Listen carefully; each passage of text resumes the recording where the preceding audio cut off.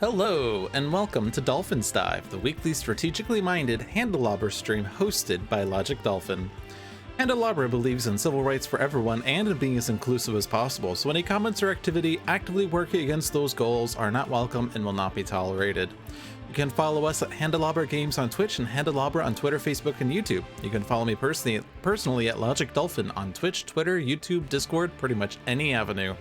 Sentinels of the Multiverse, Bottom of the Ninth, One Deck Dungeon, Aeon's End, and Spirit Island are all available on Steam, iOS, and Android devices, and One Deck Dungeon is also available on Switch. And completely lost my train of thought there. I was gonna say switch it up, but let's start over again. Hi, I'm Logic Dolphin. You can find more information on the games at handelabra.com. There we go. It is the start of the month, which means, well, the 4th of the month, but it's the first Dolphin's Dive of the month, so that's Oblivion, Random, 4 Heroes, Go.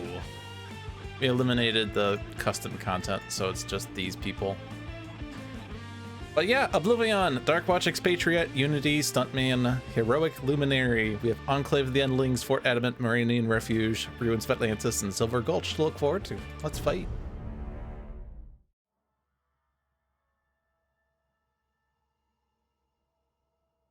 Your feeble weapons will not save you. I am power incarnate. Boots on the ground, people. We'll get our shot at Oblivion, but we need to buy time to plan the attack.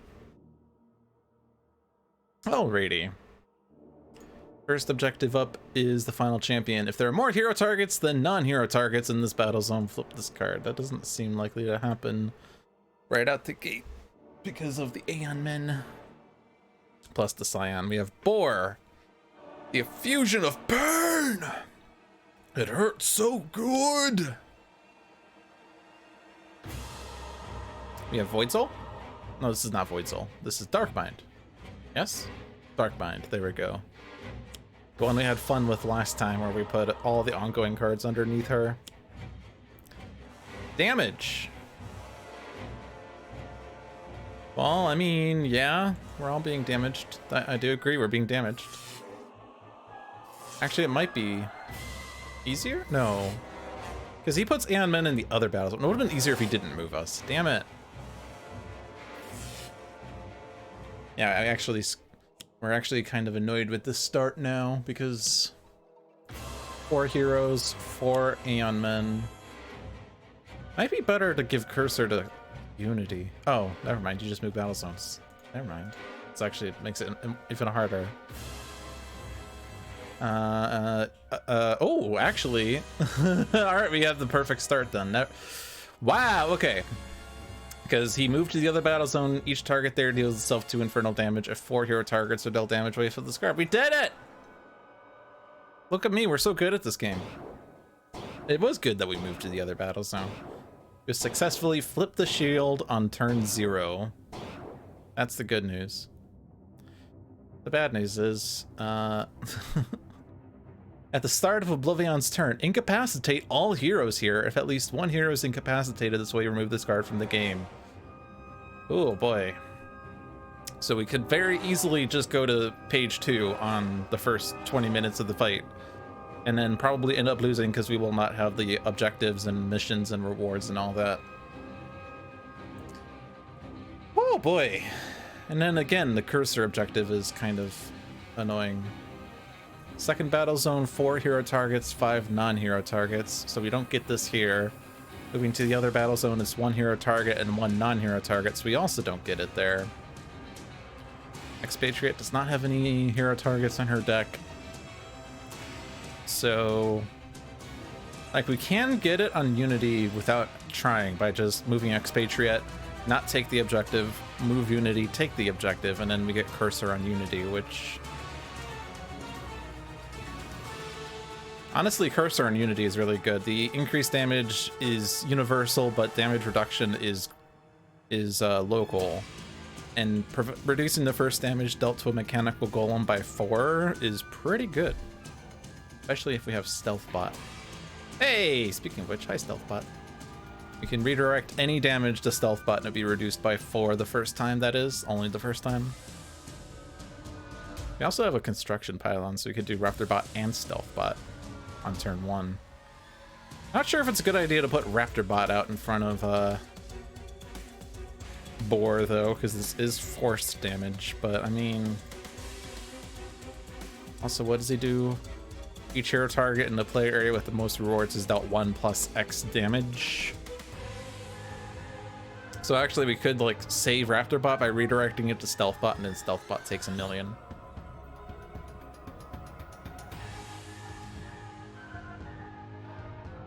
Or, well, it doesn't matter if we redirect it. Yeah, it doesn't have to be redirected because, you know, Cursor reduces it by 4, but that does seem like the correct play. So we will move. We will not take the objective, so we'll skip that. We don't want to shoot Boar, really. Is it bad if there's these guys in here that get destroyed by Oblivion? It kind of is. He plays extra cards. But I don't know if it's worth trying to put someone in there. Like, it's just an incapacitation that kills them. I mean, like, if we leave someone in this battle zone, Oblivion incapacitates them. Only at the start of his turn, though. The problem is... Well, I guess he destroys these at the end of his turn, right? Yeah. So he'll pass the check for this. We can get this whenever we want by putting a hero in both battle zones. It is still possible that we get that this happens by Oblivion moving by the Scions, but I would rather try to postpone the shield flip for a second. Anyway, your trigger reflexes with aim is probably the best here, just to shoot at whatever enters this battle zone. Enclaves or Scions or Aeonmen seems fine. We will move as well. We will take the objective. Next one is the Red Menace. Actually, with Stealth Bot, the end of turn damage doesn't matter. Deals each non-villain target 1 fire damage, but Stealth Bot redirects it all. Whenever hero target would be dealt damage, you may redirect it. Yeah. So we're absolutely doing like this, like... And I am putting Raptor Bot out, because whatever.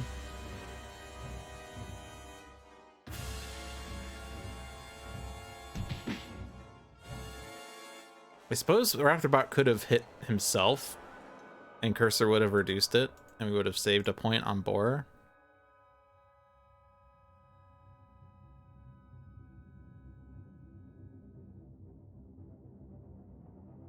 Probably not worth. I mean, yeah, 4 damage to Boar is fine.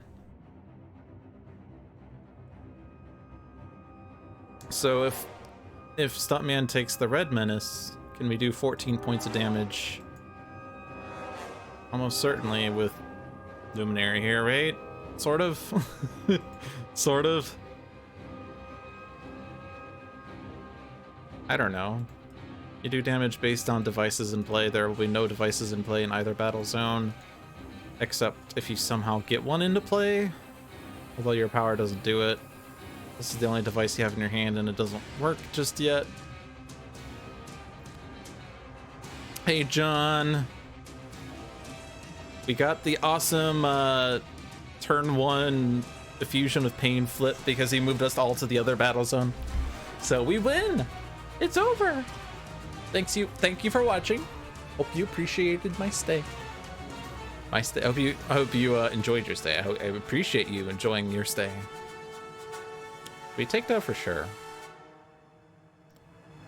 Sure. I will shoot it. Hey, and I can also, yeah, redirect this so it does 0. Yeah, Stealth Bot making Red Menace do nothing! Well, Stealth Bot plus Cursor. That is a really sick combo. We've won already. Not really. We also have the Enraged Terror Bird potentially going over to Luminary if somehow we can get this working.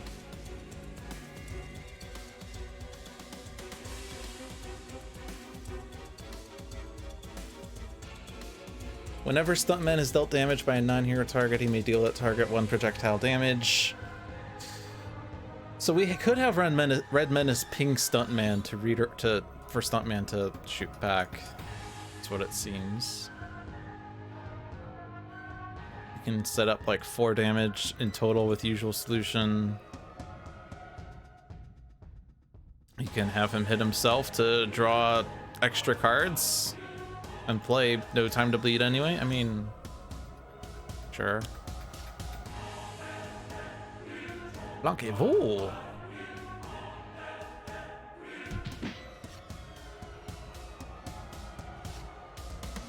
You could do Steal the Scene. For some reason, Red Shield either flips turn 1 or it never does. Well, we got lucky here. Yep, full random. No plans. I removed the custom decks. That's all I did. I can destroy this card on Luminary's turn. Deal 2. Plus 3 is 5. Plus 1 is 6. Not quite enough damage to kill Red Menace.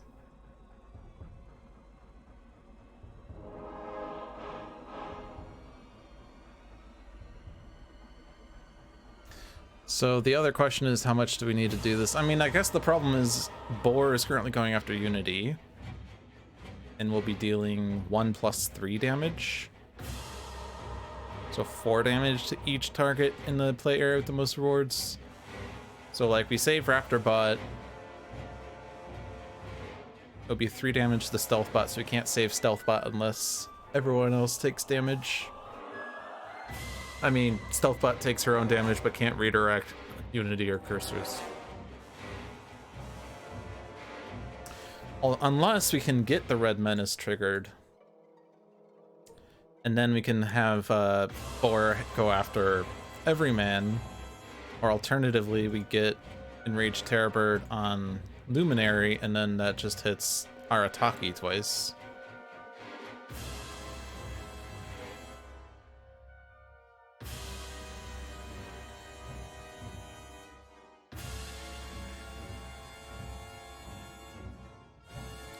We could also kill Boar. Well, no, can't do. If we can't do 12 and 8, we can't do 20. But we can kill Boar, and then we don't have to deal with Boar's end of turn damage. We'll just have a different Scion entirely.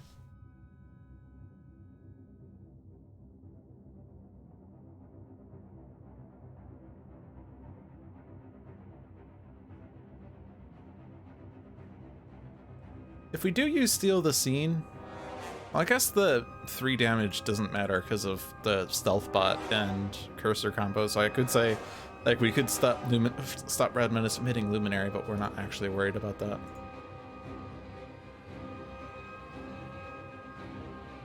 Yeah, these are not good cards for Luminary.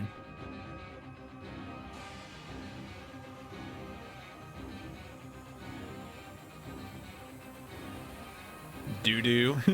Doo-doo.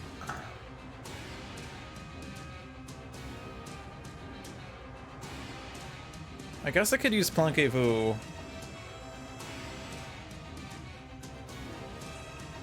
And we can use this to, instead of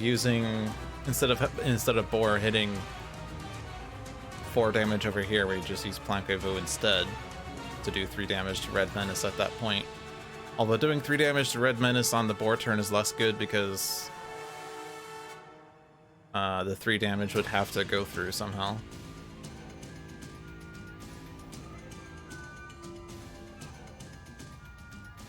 Plus, of course, I'm worried about the fact that if Oblivion does move battle zones, then we lose all of our setup right now. Everyman is a good one because it scales. Arataki is an okay one because of defense, but we already have good defense. Come on, Luminary, give me something to work with here. Give me something.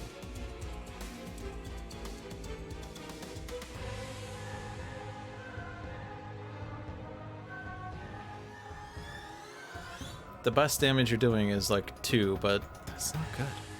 You could do haste and victory, but then you hit boar.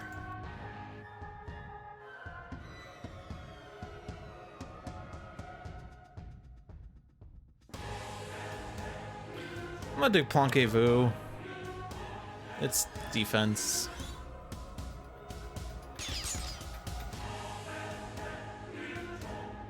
Oh no, he's going after everyone.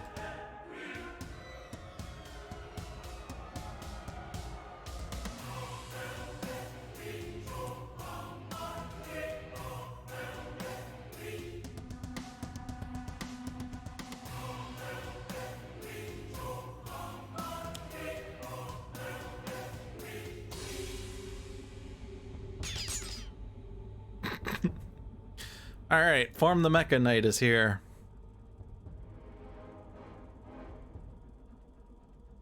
I mean, if it's like we're actually perfectly set up for like expatriate to take it, because all of us are in the same battle zone and all that jazz.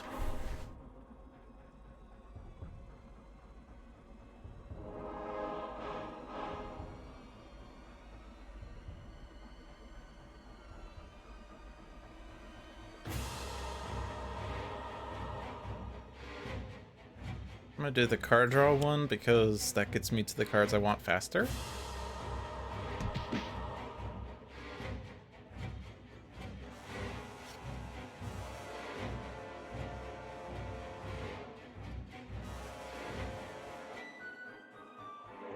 Why? Why?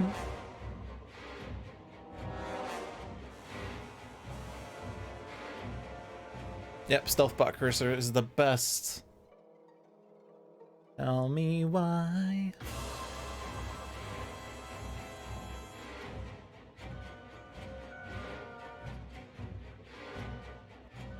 So it's gonna be Orbital Death Laser, discard. Redirect to Stealth Bot. Actually, oh no, yeah, I didn't do the other one. I could have hit Stuntman if I had played No Time to Bleed, but I didn't. Blugo! Blugo's protecting Raptor Pod! Yeah, Blugo! Yeah, Blugo, go! Go, Blugo, go, Blugo, go! Go, Blugo, go, Blugo, go! Oh, hi, Oblivion. How you doing? That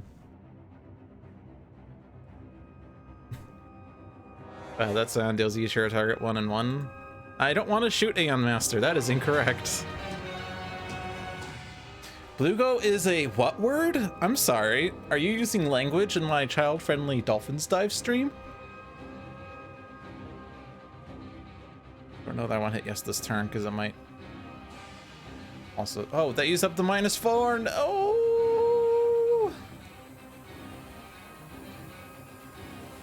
Bum Pit. Ah, that makes sense. Do Stealth Bot for this one.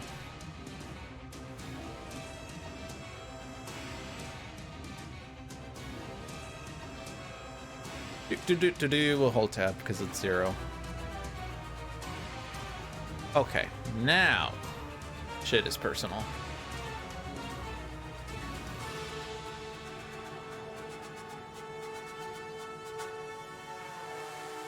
So this goes to Blugo.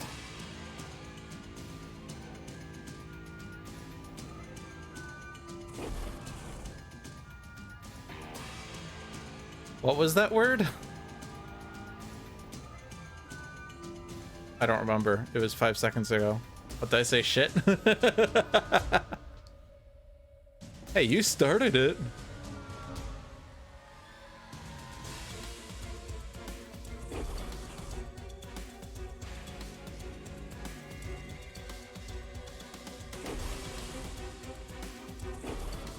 Oh, that only works on heroes. Apparently? No, wait, what? Oh, because Stealth Bot was not dealt for. Never mind. Gotcha.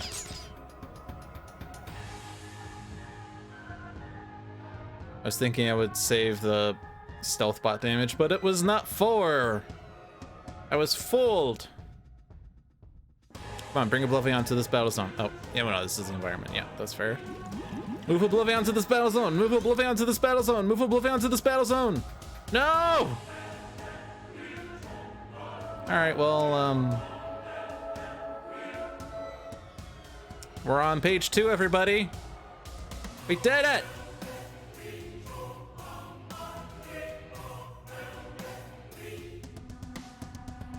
So the good news is we're getting 4 devastation tokens. Well, bad news is 4 devastations. The good news is we're removing 4 devastation tokens because the countdown was at 4. But the bad news is we're on page 2. Also, we're gonna get 4 devastation tokens because he's gonna try to deal damage, but there's no one to hit. So, plus he's also adding a devastation token. So we're gonna start at 1,000,000 devastation tokens.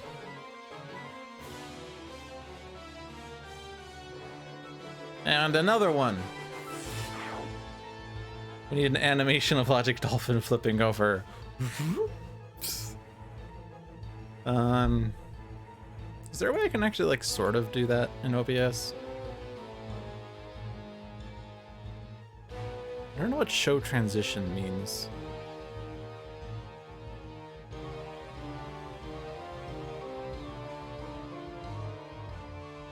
I'm looking at OBS options here. I'm just like, I don't know what that transition button is. Oh, is it like when I...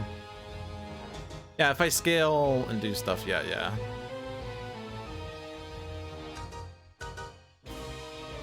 Is it like if I turn off my camera? Ah. The transition is when I turn the source on. Interesting, I did not know that was a thing. It's not really at all the same thing, but I could totally like do this.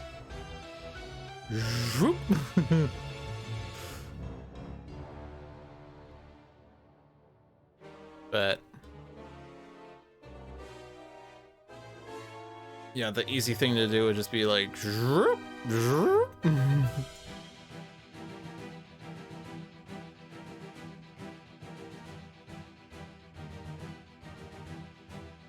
that's what the graphics do in game, plus a dim to make it look like a flip. That's cheating.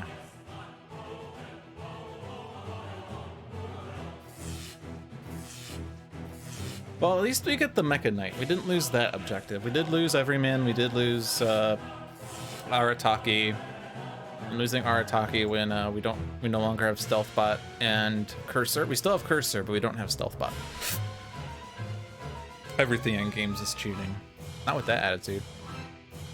All right, so do we just try to go after Oblivion directly? We do have Scholar of the Infinite. Scholar could just play like Flushed Iron and take 4 damage every turn and be okay.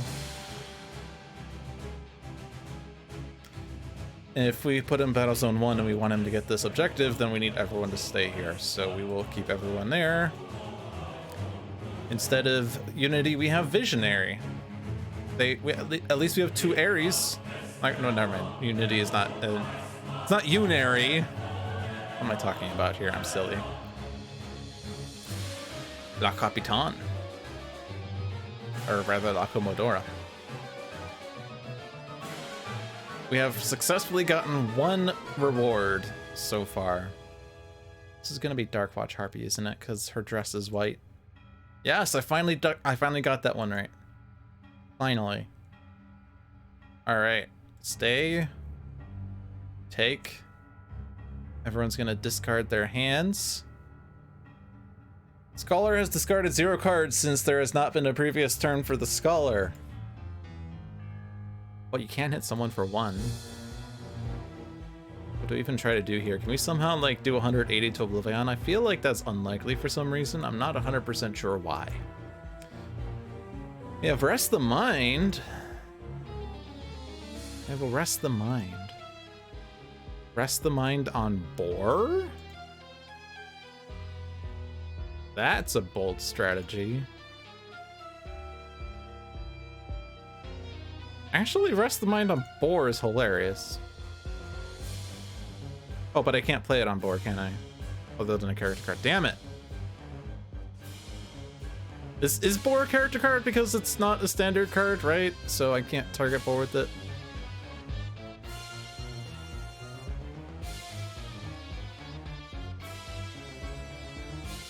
Yeah, okay. I could still just put it on like Aeon Warrior. Redirect 2 damage somewhere else instead, like put it on this Aeon Warrior to take out the Aeon Locust, and then Visionary hits it for 3.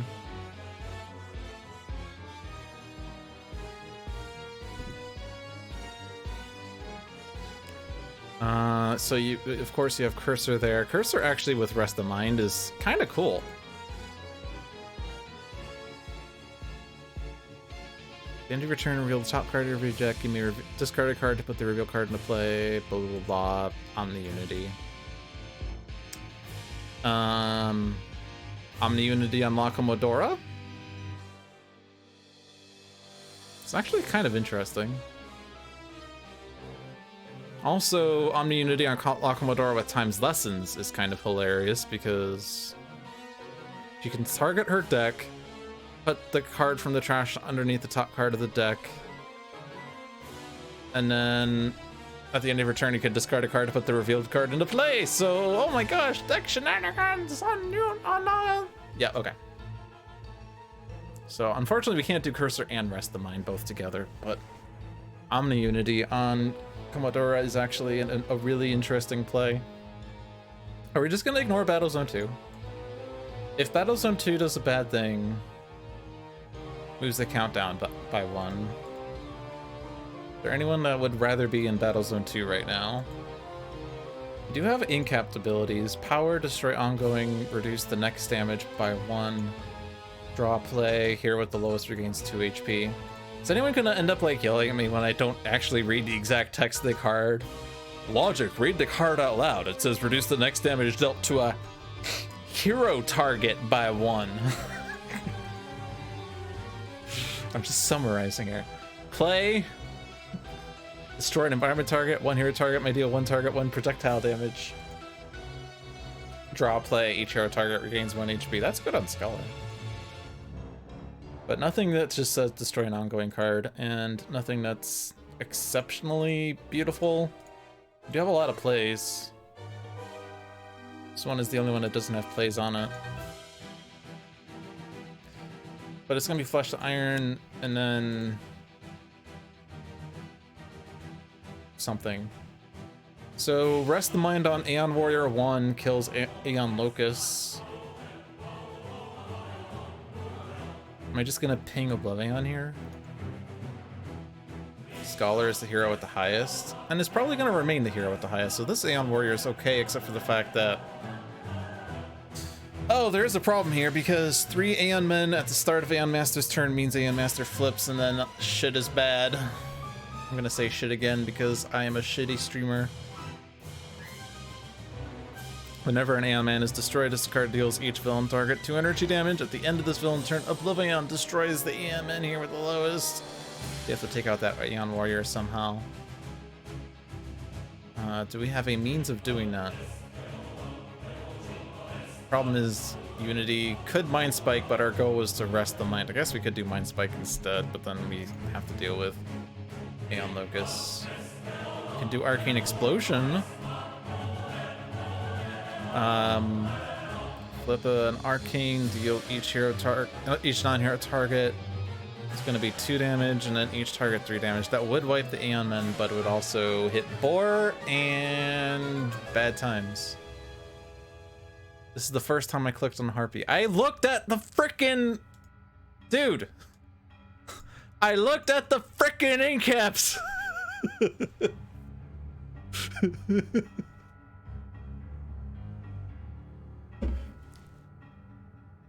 Anyway, Harpy Hex is pretty good. One. My incaps are up here. I guess we could do Directed Strike, and that deals enough damage. I'm not feeling like... Applied Numerology would be nice. But we probably need to do Harpy Hex into Directed Strike here. Yeah, Harpy Hex and Directed Strike is a lot of damage. Flips 2 tokens, which immediately deals 1 damage twice. And I can discard as many cards as I have Avians, which I will have 4. So I could deal 4 damage if I so wanted, but We do have enough to take out Aeon Warrior. I don't think we really want to ping anyone else. We just have to discard one to make that happen. No, we already did flip a token here. Actually, we're doing even more damage. And maybe I luck into a mission with discards, right? And then Commodora might get this, which puts the thing into play. So yeah, we do have a means of making sure there are not 3 Aeon men in play, unless the environment screws it up. Also, Boar is gone. Or not Boar, Blugo is gone.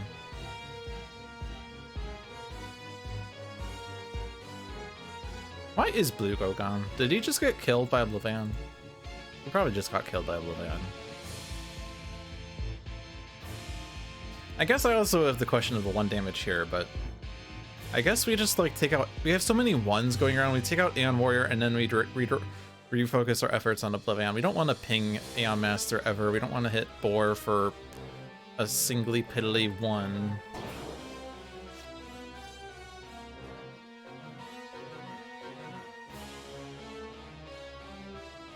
Discard. Discard. Discard. Discard. Yeah, but it doesn't say destroy this card. At the end of the environment turn, remove this card next to the non-environment target other than the target this card is already next to its lowest HP. Redirect any damage that would be dealt to the target next to this card to Blugo. He was next to Raptorbot. Unity got inkept. Oh, if the target next to it is removed, then Blugo is just destroyed? Oh. Rude.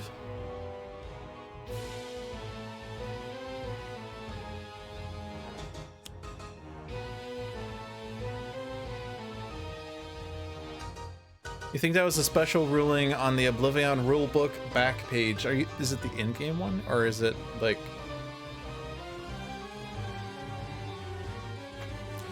I don't know.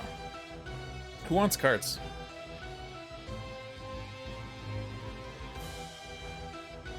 Scholar will always want cards.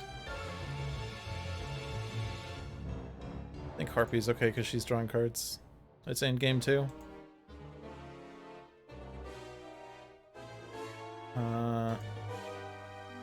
Nope, that's not the button. Do the question mark. That makes more sense.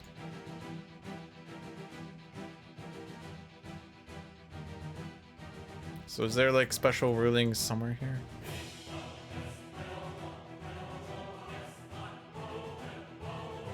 Any cards in their play area from other heroes or from villains or environments go to the appropriate trash? Okay.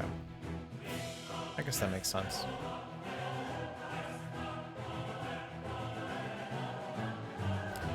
I feel like it's going to be Scholar or maybe Visionary herself here, but she could just play Cursor next turn. Or just be offensive with Mind Spikes. Or Brain Burn. Well, that doesn't do anything. I mean, you are probably playing Cursor to get it back in play or something. In regular mode, he would hang out, but Oblivion has decided that removing a hero is removing all the cards from play. Scholar, keep moving! Alright, this was already the best thing ever. Don't dismiss anything. Alright. This is the Lamp of Luxury on Scholar. Also, we did get... It's kind of too late to rewind. We did get it, right? Yeah, we got Mecha Knight. Alright, take on the objective. The next one on the list is... Oh, boy. How often does Harpy do this, though?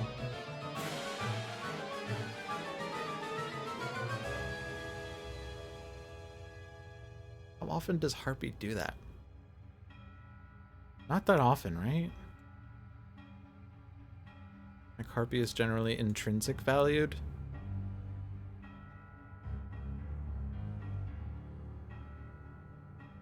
Never on her own, yeah. I could, like, put it on Scholar, I would say. Like, don't dismiss anything. Well, it doesn't actually play cards. It puts it into play. Which, this is not Enhanced Edition, so there is no distinction. Or there is a distinction. Maybe her top deck power? No. Right? This is not... Right? Not sure what you mean, top deck power. Oh, not the base power logic, of course. Come on, John, pay attention. I talked about this 5 seconds ago. Yeah, I know. Delay. And this does play a card. Play a card revealed this way. So it'd be slow. Swift summoning. Alright, so let's pull up Swift summoning. Done. Yeah, I'm being shitty to you right now. This is the shitty stream. This is the shitty stream. But that's the only one, right?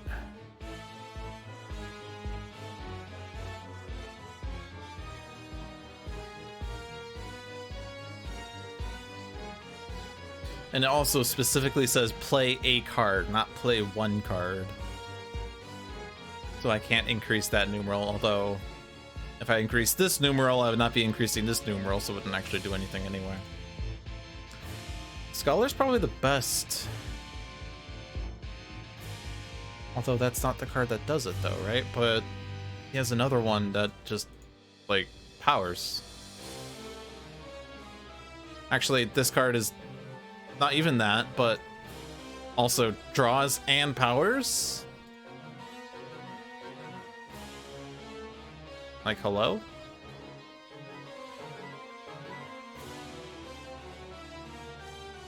So the question is, how can I get that on Scholar?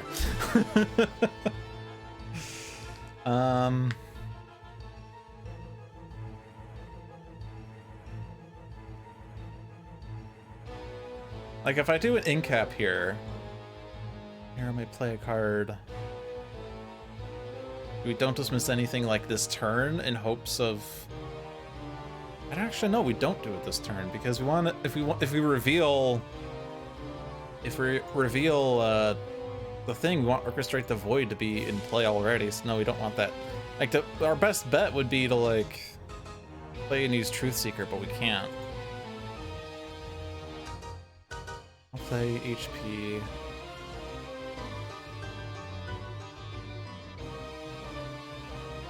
No, I don't think the Scholar play is going to help that out. Unless we were to... Oh no, that doesn't help either. Yeah, no. Does it make sense to give a play somewhere else? Because we would want this, like, on... We want this on Scholar. He has the best chance. Scholar doesn't have a trade. So it's going to be an incap here, but what?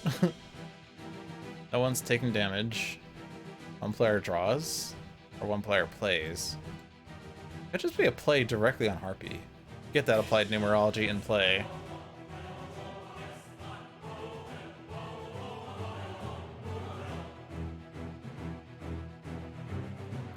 What are you playing, Commodora?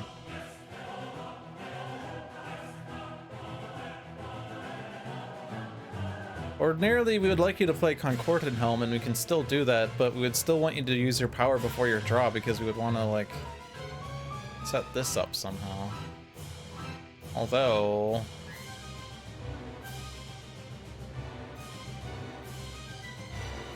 Actually, we're probably going to be forcibly getting Omni Unity in retrospect, because you only have equipments in your hand, and your deck is like 90% equipment, so maybe it's not a good idea to... I don't know. And if you turn to hero me use a power, blah blah blah.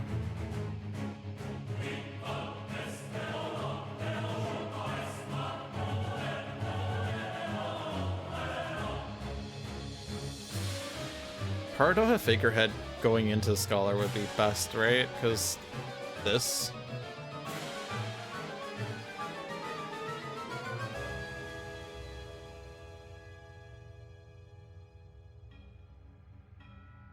I think that's what we do. We even use this power. Suggestion? Suggestion? Yes. Suggestion. Alright, we have a card we can discard. Awesome. We also have Maria Elena's plot. We can discard Maria Elena's plot to play Maria Elena's plot.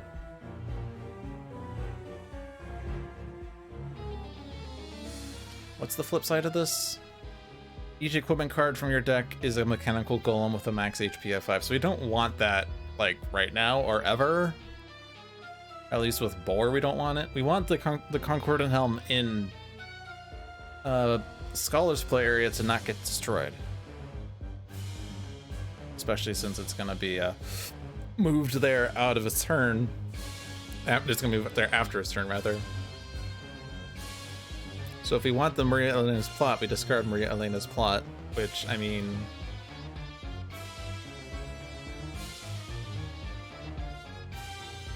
Although, interestingly, Maria Elena's plot with Omni Unity is interesting, because if all of your equipments just get destroyed, it deals each villain target 1 fire damage X times. Which is amusing. But no, I don't think we want Omni Unity just yet. Move it to Oblivion.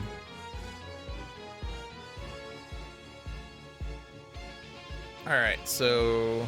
Incap. Play on Harpy. Numerology. Harpy Hex. Ping. Flip a token. Flip a bird. Guess I did just flip a bird on stream. Directed strike. Alright, those are now dying. Ooh, Nemesis. Nice. We're doubling the damage that we're doing here, basically. Tenuous Focus and Applied Numerology. We can discard any number of these, or, well, up to 3 of these, which is really any number still. We currently have Applied Numerology in play. We could also hold on to it for the inevitable discard effects. I think it's okay to hold on to this. Boar is targeting who? Scholar? Scholar has Flushed Iron, he doesn't care. There are 2 Aeon Men, so he's not flipping, at least just yet. I'm okay with not doing this. Ancient Tome.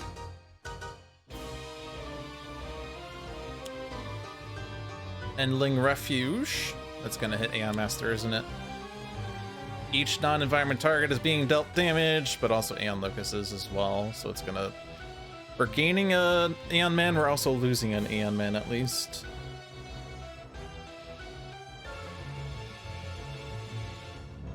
Everyone takes the damage. We don't have Stealth Bot anymore. We don't have a Cursor in play. We don't have a on damage do a thing effect. So we'll just do damage. Well, Aeon Master has on damage do thing effect, but not heroes. Boar gets a plus damage. Thank you, Boar.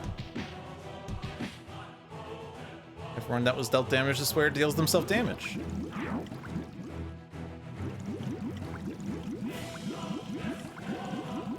Well, not deals them self-damage, actually, because Oblivion was dealt damage there, because it was not self-damage. Read the effing card. Here with the lowest, that is Visionary, yep. And Dark Mind has joined the game. Oh boy. Well, at least Scholar doesn't take as much. Oh, Scholar's actually not the highest HP right now, but whatever. Any ongoing cards that are stolen go under this card, so I don't really want to target Scholar with this, especially because, well, his deck has ongoings, but also any non-ongoing cards are discarded, which...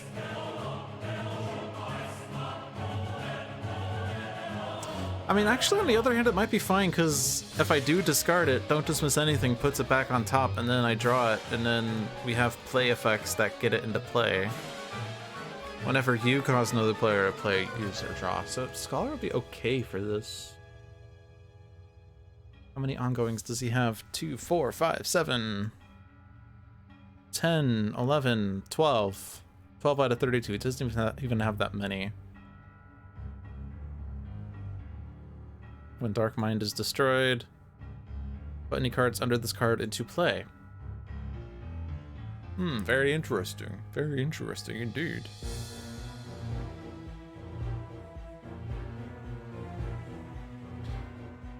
I mean, Commodora bottom card is Take Time, fun fact. But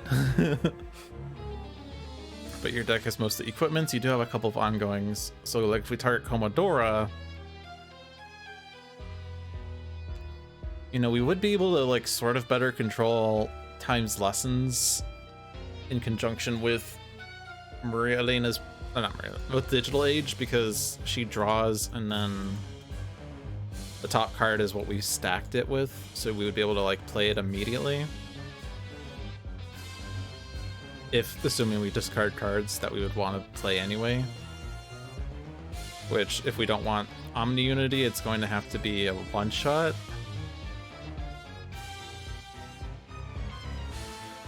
Or, well, yeah, the ongoing just still, so it would have to be one-shots. You only have ongoings, right? You don't have equipments. Oh, you have Ancient Tome, never mind. Visionary has mostly ongoings. Some one-shots, some distortions. Scholar at least cycles the deck faster. I think we do Scholar.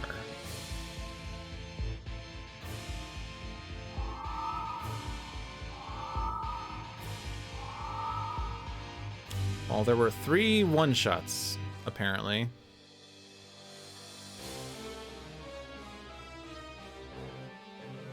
And we did not find the Proverbs and Axioms, so that's good because that means that we cycled through 3 cards of the deck faster, I guess.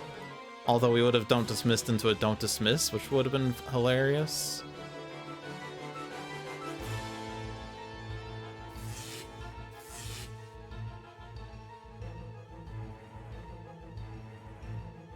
Battlezone 2 does not have a Scion.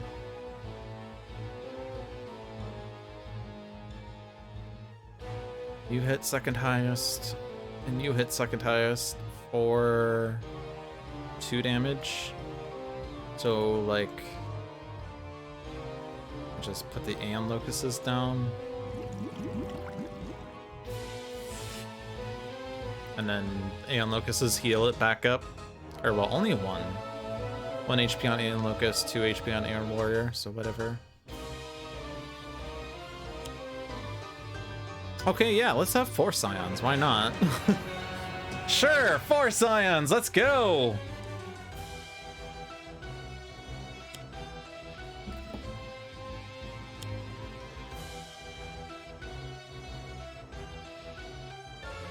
And Warrior is being taken out, so Oblivion hits Scholar for 7 -4 or -2.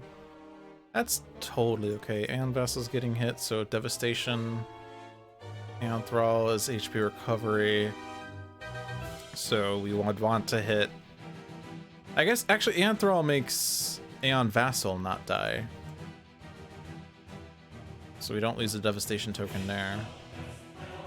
We have 2 Aeon Thralls, so actually it's, well, still 3 HP on Aeon Warrior. Did I not redirect this damage? Did I just let it happen? Oh, because it was 0. It hit Scholar for 0. So it wasn't damage. Oh, snap. That Rest of Mind did nothing then.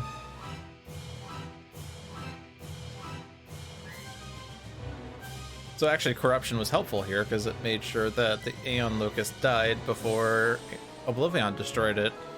So, good job, Corruption. Thank you.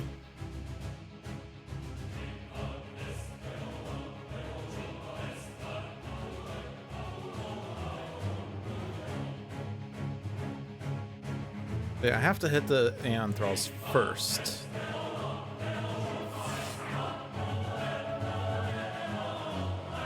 And then basically all of our efforts in the past round are gone.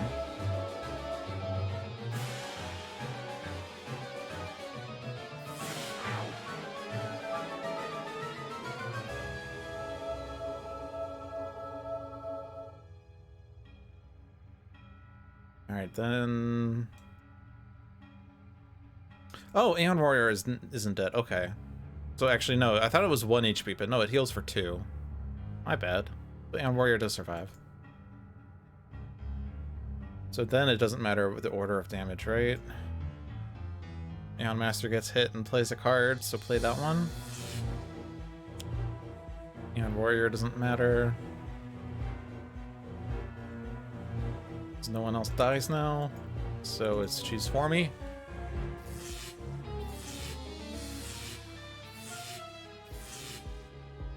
So can I get the Scholar combo going? Oh, hi, boss. This is a boss game now. To be fair, 5 Scions have been played, so it's a 50% chance we got boss. We do have an Expect the Worst. If I can get Expect the Worst together with Alchemical Redirection, then we could destroy Boar. And Boar's destruction almost certainly, like, wipes out the remaining Scions. Like, if we can optimize the number of tokens on it, which we can, like, make it 8, 9, 10, 11 if we kill it with Harpy, for instance. And so then, actually no, it doesn't get a token on its death, but it'd be 10 damage, 10 and 10 each target. Doesn't actually kill, but it does put Dark Mind down to 1 and Void Soul down to 16. We do have this issue with Void Soul now where when we get an objective, this flips and then becomes a piece of shit thing. So I do have to be mindful of that. But we're absolutely staying here. We're absolutely taking this on. We have to discard to keep flushed iron. That discard shall be solid to liquid is hard. You don't. Yeah, it's not being destroyed, so it's not gonna. It's not like this is not like the Chiquito, where when you discard a card, he steals it thing. You do have to be mindful that if an ongoing is revealed, Dark Mind steals it, so actually Digital Age is a bit worse. Like, if I put Maria Elena's Plot under the top 2 cards, then frickin' Dark Mind steals it. It's also possible that if I play a card that reveals cards, it will then reveal ongoings. Is there a card that forcibly reveals cards until an ongoing is revealed? Or not an ongoing, but just reveal cards. That's a power. This can search the deck, but that doesn't reveal cards. It just searches. That's fine.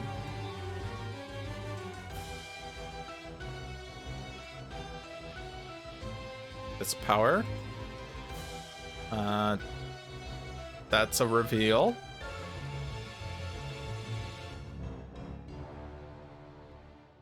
But if it is a reveal, it's actually okay, because any ongoings that get revealed are under this card and then go into play anyway, like once Dark Mind is destroyed, and there's surely a way of destroying Dark Mind. We are doing we're doing 10 damage to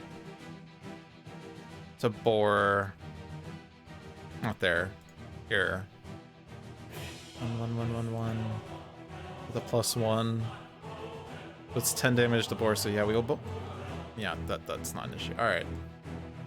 Unless I want to keep moving first.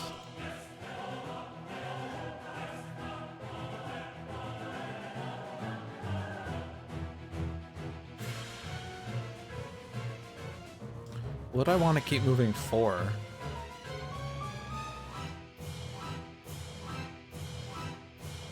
Do I take a second flushed iron? That's a bit too tanky, plus Oblivion won't hit Scholar anymore. If I reveal Immortal Form to energy and then I find a card that does HP, then I do extra damage. So that's probably like just do the standard thing that you would like him to do anyway. And don't dismiss. So what order does it matter?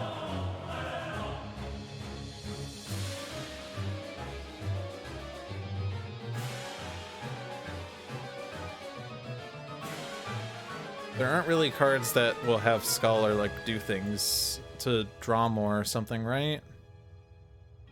So it doesn't really matter whether Scholar goes first or last for that.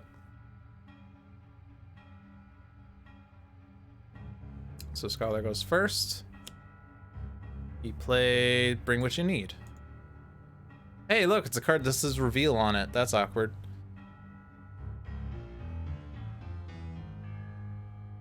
Rest of Mind is in play. Timeless Treasure. Blocks Care. Well, that was a pretty lame. Don't dismiss anything. I'm still operating under the assumption that we're killing Boar here, because I don't foresee us, like... What is the Scholar Nemesis? He doesn't have a Nemesis. I don't know if he does have a Nemesis in the Silent game, because he gets destroyed in the lore, right? And Night Mist also gets destroyed, but it was early on, but maybe there's still a Nemesis somewhere. I could just, like, go for Dark Mind directly, but this doesn't give me any benefits. Going for Void Soul directly just as HP recovery. It's like, if I can't find the safety on Scholar, then destroying Boar is not fruitful. And we still didn't draw it. Like, we want Alchemical Redirection together with Expect the Worst, and we don't have that. On the other hand, is it still worth flipping Boar even if it involves, like, killing the team? It doesn't seem like it is. The best AoE, but it's terrible.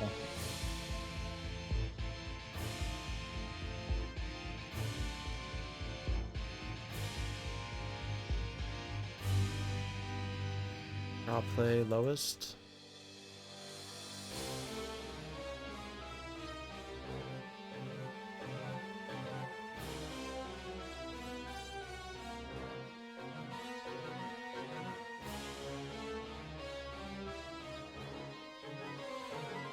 Like, we could try to draw two. Not good odds we find Alchemical Redirection off of that, because if we don't find it there, then we're just done. 2 out of 26 in the first draw, and then in the 24 out of 26 that we didn't get it, it's a 2 out of 25, it's in the second draw.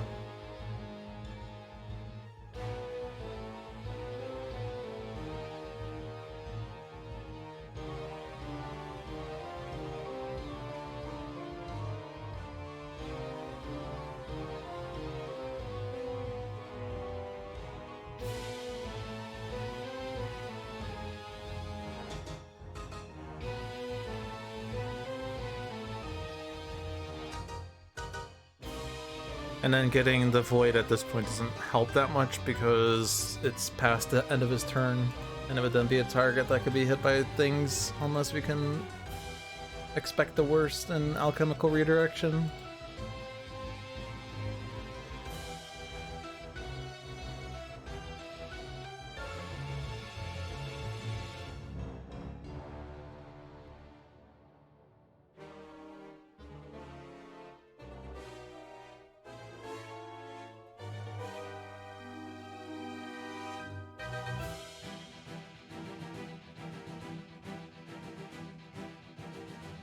We just don't have safety. Like, I didn't have to hit Boar there, but... like...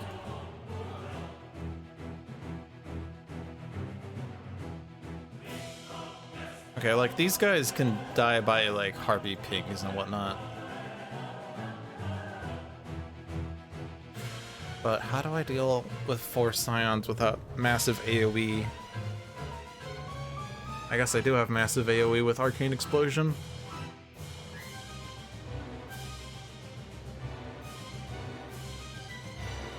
Like, Arcane Explosion does kill the Aeon then.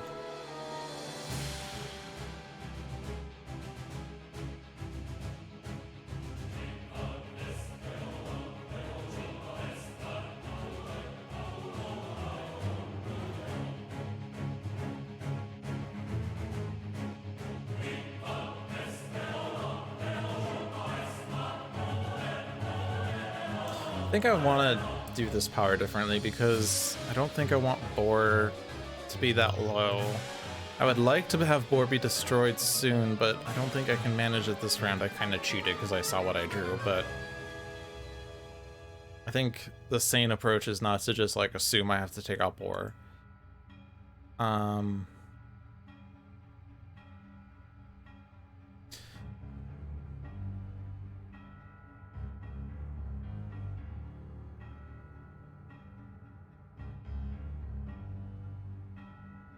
don't have like powers, right? None of our incaps are powers? That's rude.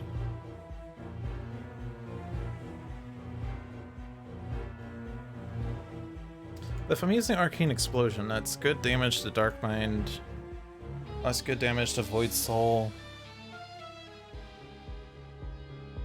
Dark Mind's not at risk of flipping, is the thing.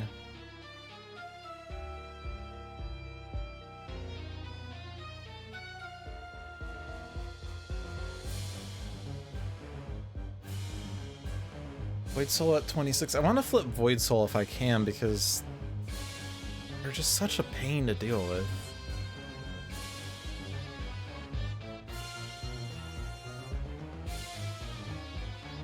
Here with the most rewards is Scholar or whoever gets another reward, which you have Cursor to tie with Scholar. And then at that point, you come to this side, and here with target with the lowest deals damage. That's stupid. I hate Void Soul.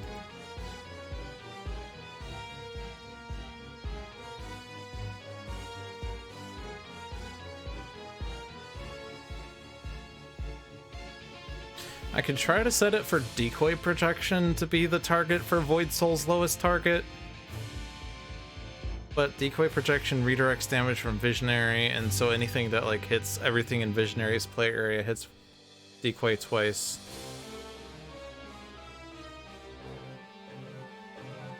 You know who Void Soul hates? Guys?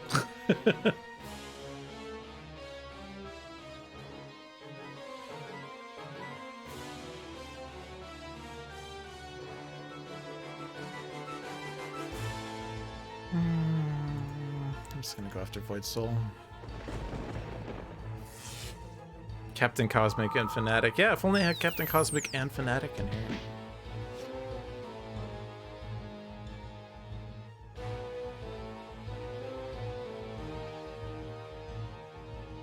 I guess...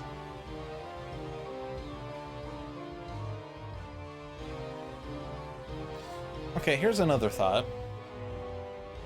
I don't have to leave heroes in this battle zone. If I can somehow take out Boar. I don't think I can still, though. Like, I could hit Boar for 10, puts him down to 4. And then I can hope the environment does enough to take out Boar, which is unlikely. But, like, if Scholar... Well... You can't get him a play unless, like, we leave another hero in here. Use an Incap to have Scholar play a card, and then we move everyone else to Battle Zone 2, but that also seems bad. If Scholar plays Expect the Worst, he doesn't care about anything happening over here. If Visionary somehow had a Telekinetic Cocoon, she wouldn't care about what's happening over here either, but she doesn't. Decoy Projection makes her slightly care less, but not enough. Cursor makes a little bit of defense, but not a lot.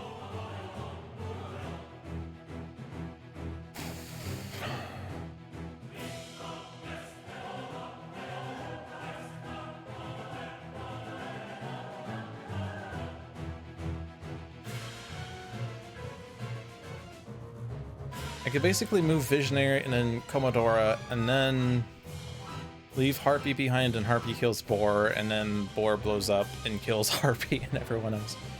I guess actually it would actually not be a bad time for Arcane Explosion in that situation, and then she could have Scholar play a card, so Scholar could still play like Expect the Worst here. Arcane Explosion deals damage. We'll have flipped one arcane, so you'll deal each target one arcane, or sorry, each non-hero target one, each target 4.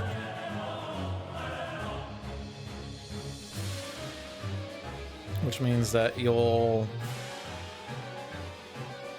do 5 to Void Soul. You'll do 7 to Dark Mind, at which point board does kill Dark Mind. It utterly sacrifices Harpy.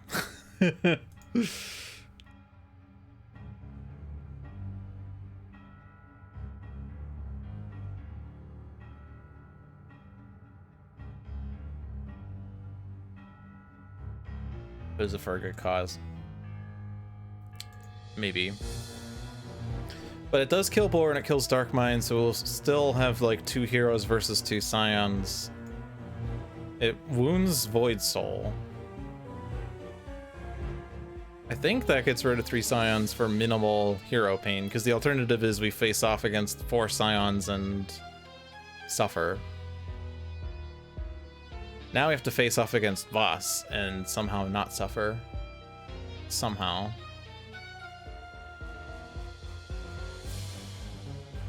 Plus there's 2 Aeon Locusts here.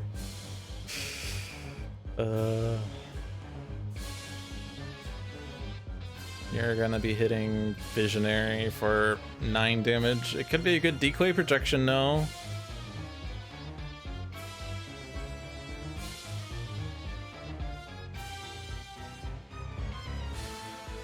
Could I safely take Hellion in that world?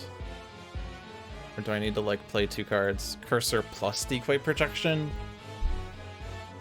Interesting combo. Actually then Voss hits Cursor. What? But like hitting Cursor for 9-4 is better than decoy projection just being sacrificed, right?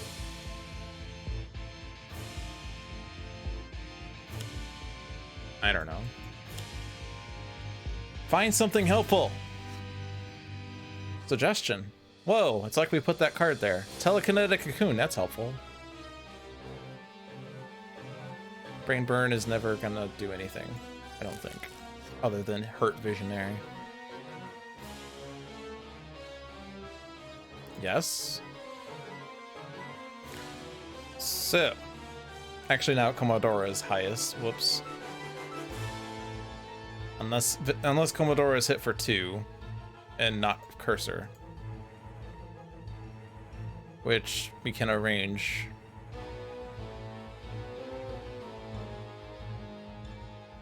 Also, we do have these environment things going off, I guess.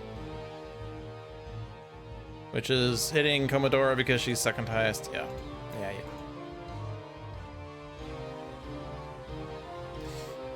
Yeah. Oh, but we have Digital Age right now, right? So I don't really want to swap that unless... I mean, having equipments be targets, other than the fact that it makes hard to have Figurehead be a target, is probably a bad idea, but... Immunity has 15... Because we still run the risk of having to discard an equipment card, is the problem here.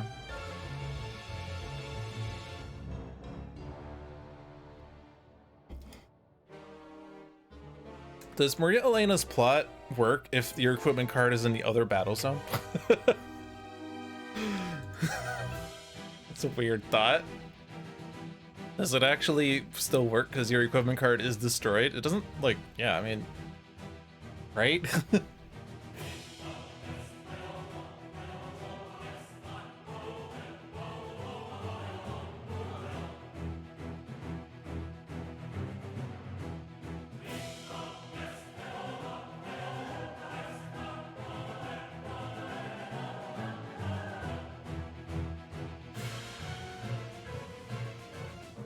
Just at least make sure that Commodora is not the highest for boss purposes.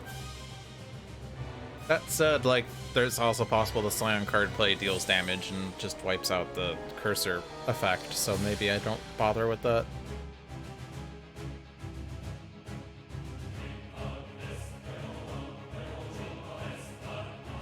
I could just give a card play to Visionary.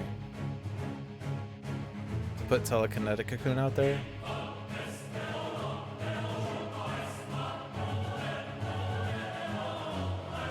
I mean, Visionary with a cocoon can still get objectives, right?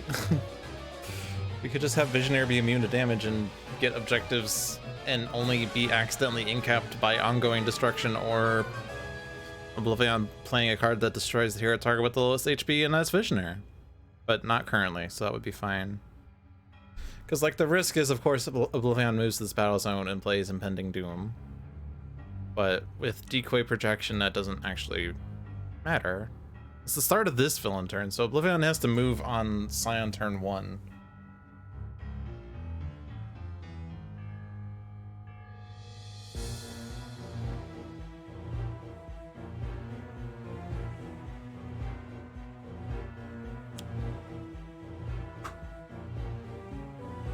Not sure if that's correct, but I'm doing it.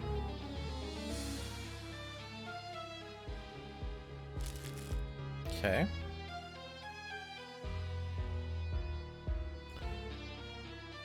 Do I have something I can put there? I can put Maria Elena's plot under the top card just to make sure that it's not an equipment for Digital Age.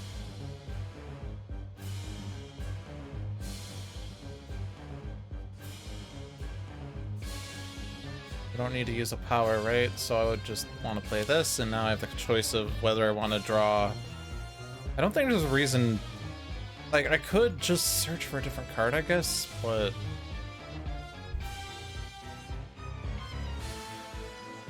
I don't think there's a reason to have Omni Unity be a thing yet, or ever. So I think I'd do power on myself to put this there, just so that I don't accidentally get Omni Unity because I only have equipments. And up to 3 players may each draw, so it'll be me and Visionary.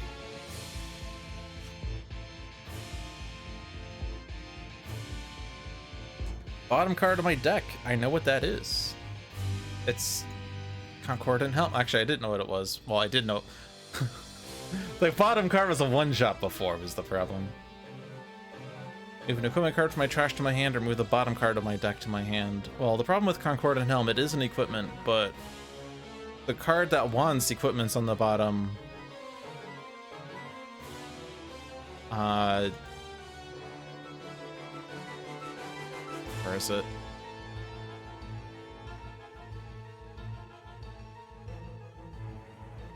Oh, it's this one. One on the right side. It's not gonna play the card, so it's useless. I want that out of the bottom of my deck. It's not even in my hand anyway, so it doesn't 100% matter. Alright, Harpy. Pull a Night Mist. I would really like to get that objective, but we have to have Scholar play Expect the Worst to survive this. And you don't grant card plays otherwise.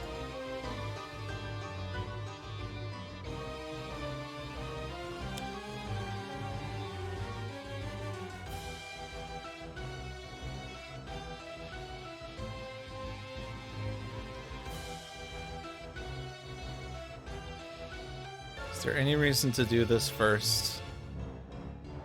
Like, we would obviously be doing Refocus into Arcane Explosion either way, but if I do Tenuous Focus first...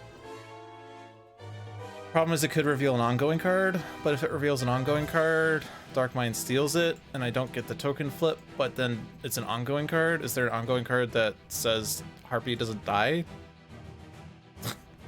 The answer might surprise you.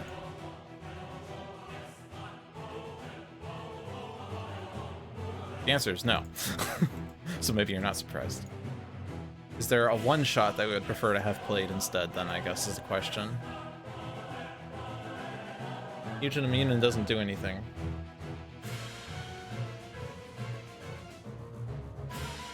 Eldritch Training doesn't do anything.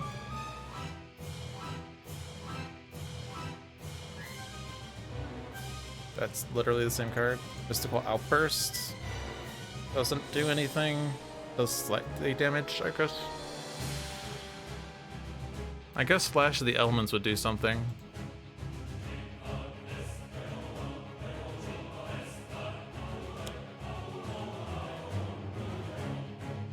So where do we need this damage to go? Void Soul as much as we need it to. Boar is gonna be wait, did I not damage Boar? Oh, I did damage Boar. Oh, but I need to somehow do enough damage to Boar. Uh-oh. Did I forget about this part that I need to actually kill Boar?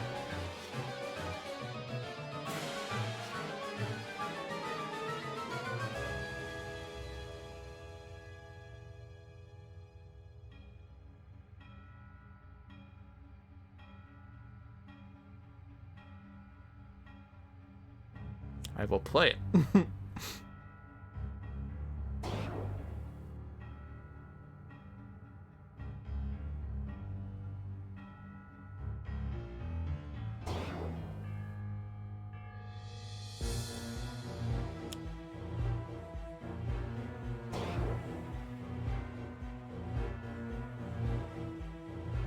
Yeah, I might have screwed myself here.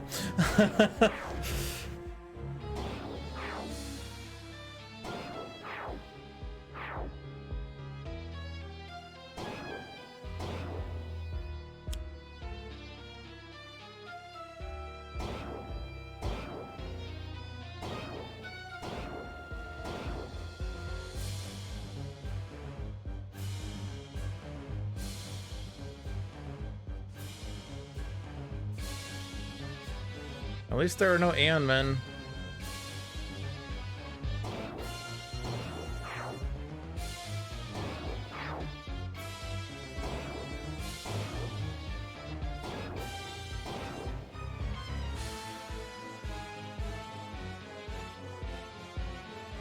Oh. Oh, it's each hero target. Okay.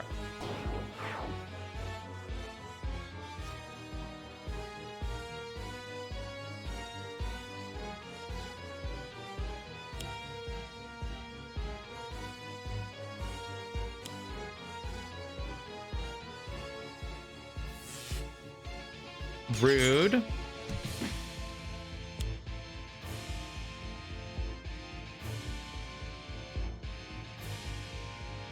We're losing an environment! Yay! Bye, Harpy.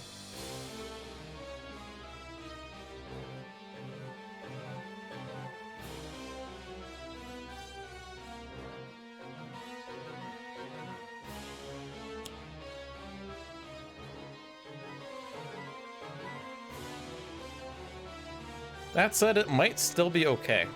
I could still destroy Boar. Actually, no. Oblivion destroys Boar, kills Dark Mind, destroys Void Soul, and then Aeon Master is like seriously wounded after all of this.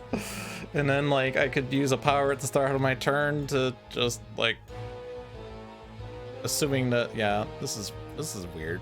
This is weird. Expect the Worst does not save Oblivion. Does not save Scholar from Oblivion's 20 irreducible. But if Scholar doesn't get destroyed by destroy the hero target with the lowest effect, then actually Scholar's okay.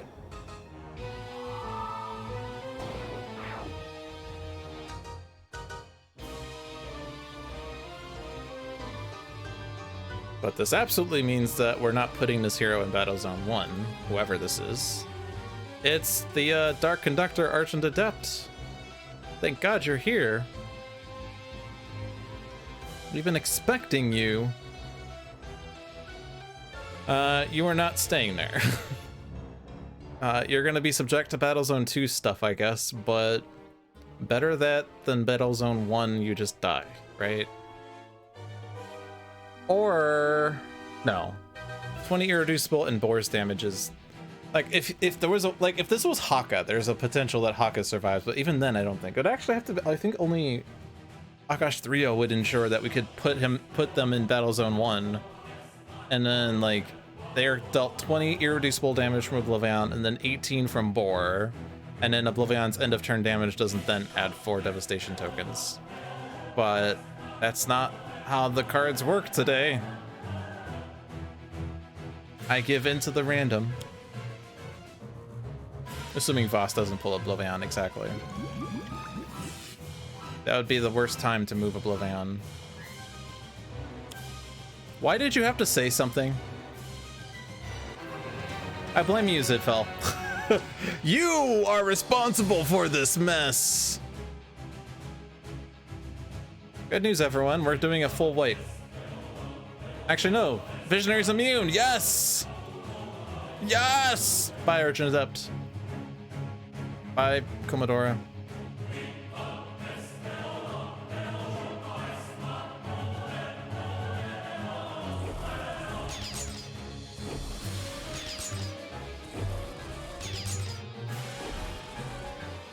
So much for cleaning up Battle Zone 1.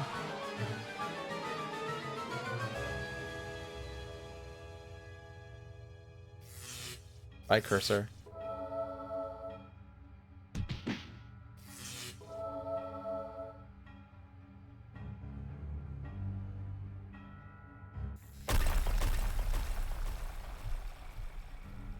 Impending Doom is at least not going off right away. There's no order to this that makes sense, right? Well, actually this plays cards.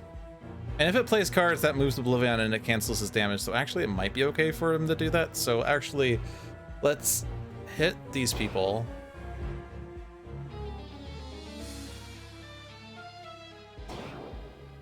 And then we see what happens. Fun. Now we have ongoings in both battle zones. And okay, so this at least doesn't add as many devastation tokens because we did not incap the heroes first. Thank you, Argent Adept. Apparently it took 20 damage on the Scion turn, so that was fun. And then the rest doesn't matter.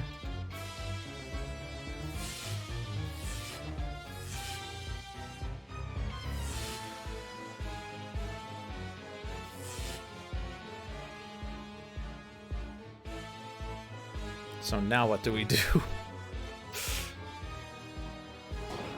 We didn't get the boar destruction we were hoping to have in Battle Zone 1.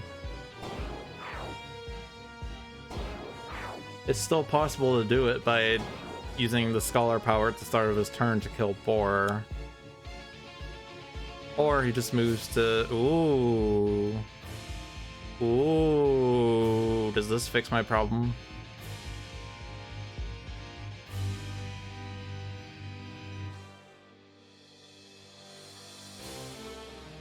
If he moves to Battle Zone 1, he actually kills Aeon Thrall, which actually means that it's not going to be as much damage to boar. Oh, but then he deals each target damage. It's not end of his turn yet, so he does destroy boar on his turn. Oh, snap. Are we actually getting the destruction we wanted? Oh, snap. Oh, snap! I'm saying this in a high-pitched voice! Unfortunately, no boar nemesis. I did say that, or I was looking at this without vocalizing it, that there is no Oblivion nemesis here. Only the other side? Really? Well, there's no showing there, but it could show up. Yeah, you have to be hit anyway. Good news is Aeon Locust isn't gonna die by Oblivion. Probably should have just hit this first, maybe? I don't know. You could be wrong, you're usually wrong. You heard it here, folks. You heard it here first, folks. John is usually wrong. I want this framed. So I wish there was like a statistic somewhere that showed you how much damage was prevented by certain cards. Flesh to Iron has prevented 54 damage. Expect the Worst has prevented 6,327 damage this turn. Alrighty. Is there any benefit to doing one or the other here? Obviously, we don't have Oblivion destroy these things. That's bad. Aeon Master's already been hit. Void Soul's dying to boar. Dark Mind is dying to boar. There's no reason to like do one versus the other, right? cards under this card into play. Mortal Form Energy! Yeah, we want Dark Mind out first because Void Soul heals. Okay. You also get Arrest the Mind for free in Battle Zone 2. Cool. Puts into play, right? Yeah.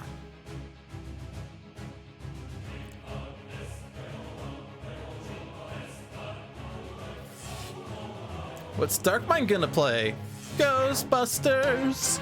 Da da da da da da da da da da da da. I don't know what I was thinking. Oh, we're destroying these cards too. Doesn't really matter, but they're destroyed. Now kill Dark Mind. Is it Boar Nemesis actually? It is Boar Nemesis. It didn't show up when we did the flip. Because it doesn't show up when you do the flip. I don't know. Pay attention, I am not a ghost. Do not be alarmed. Oh. Rest the mind. Oh, it didn't have any valid targets because, right, there are only scions over there. And then the rest doesn't matter. John was right.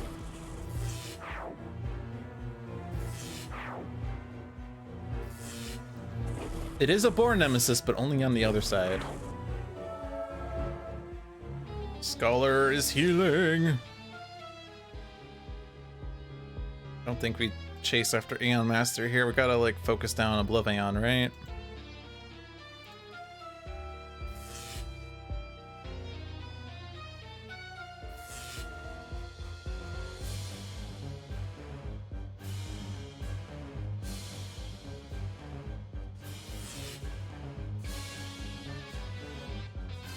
All right, so we're back at 7. So that's fun. Freedom 5 Absolute Zero has joined the party. I want you in Battle Zone 1? Do I want you in Battle Zone 1? I mean, you want to eventually be in Battle Zone 1. Orchestrate the Void doesn't do anything just yet, right? You can give a power out of turn, I guess, and that will give a plus token at the very least.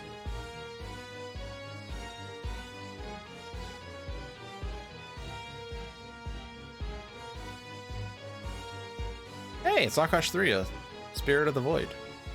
I become life, plant anew, flora.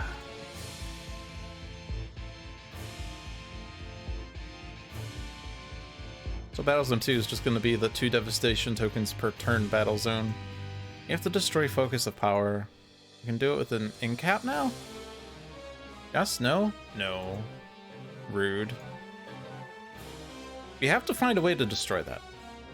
We have Mental Divergence, but that requires destroying Telekinetic Cocoon. Which, if there's no other way of doing it, then I have to do it that way.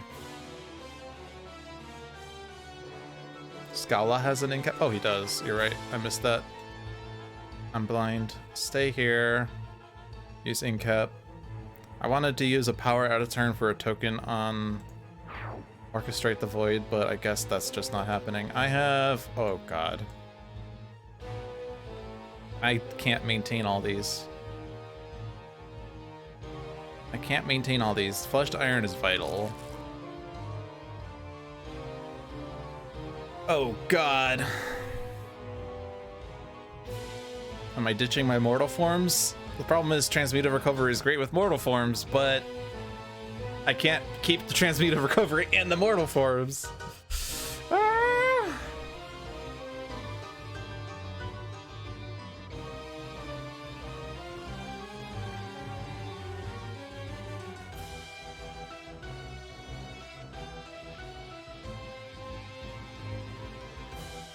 What if I...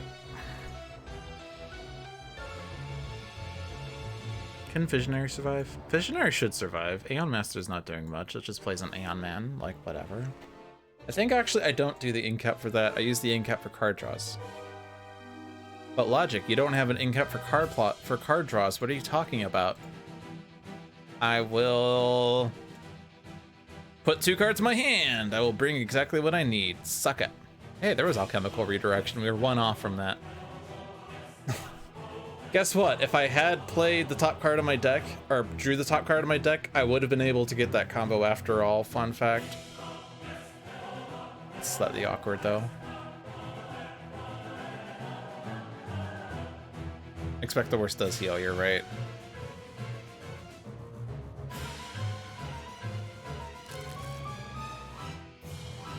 I don't think we can play that keep moving now. I was not going to ever take know when to turn loose without being able to maintain cards, but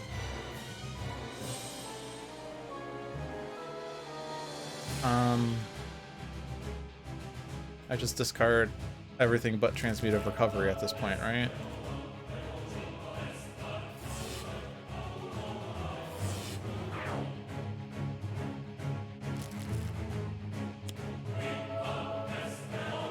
And yes, I did discard the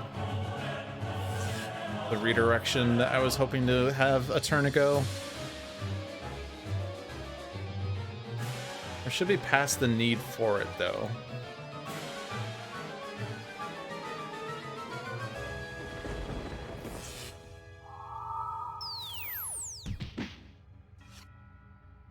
Still have not found Proverbs and Axioms.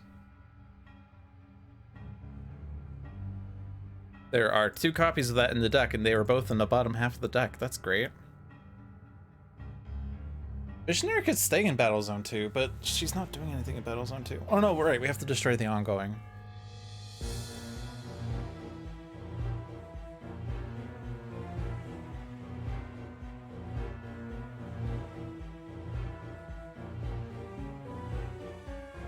Because again, we don't have another way of doing that.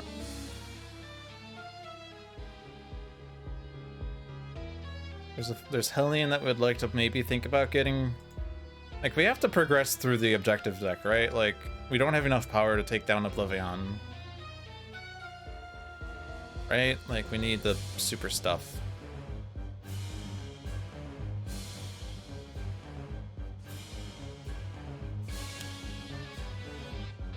At the very least, he'll be hit by Oblivion, so...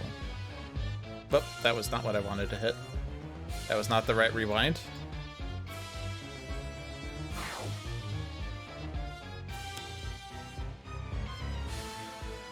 Also, Citizen Storm. So everyone, take a drink.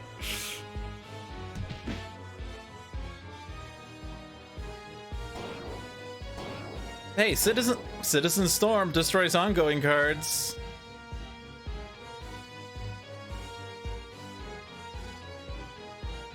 Pouring a whiskey right now.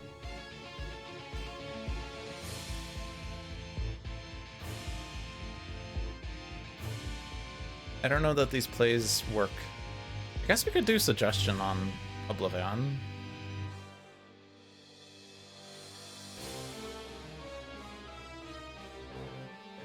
What would be like the thing we would want? Like none of these? Focus of Power is the most inert one, I guess? It puts more ongoings in Battle Zone 2 and the off chance that he ends up over there, but you know...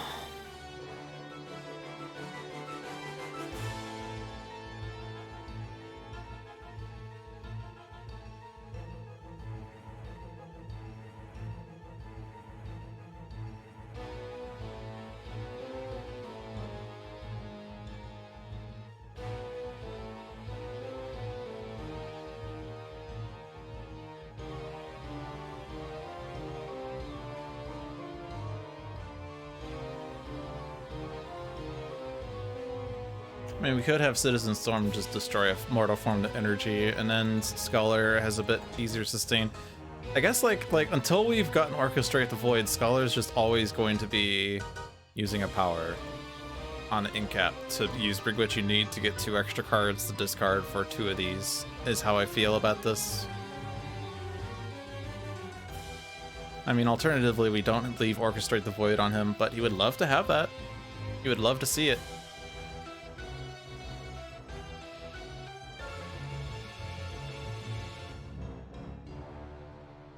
Also gonna hit Scholar for 1, so it's not the worst. It's not the worst.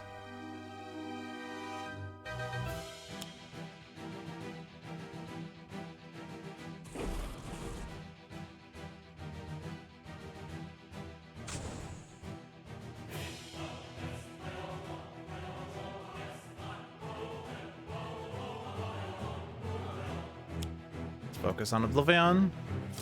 Thank you. Oh, never mind. It goes after Akash 3. Haha, just kidding. Fooled you. I don't think it matters which one I destroy. We'll destroy this one.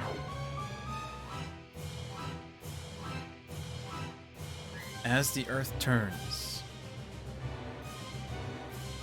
Also, Nature's Compulsion is here.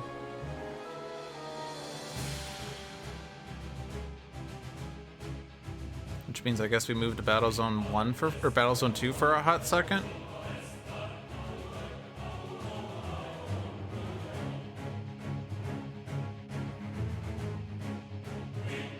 I'm fine with preventing 2 plays. Does this work for Scion, or for Anman too?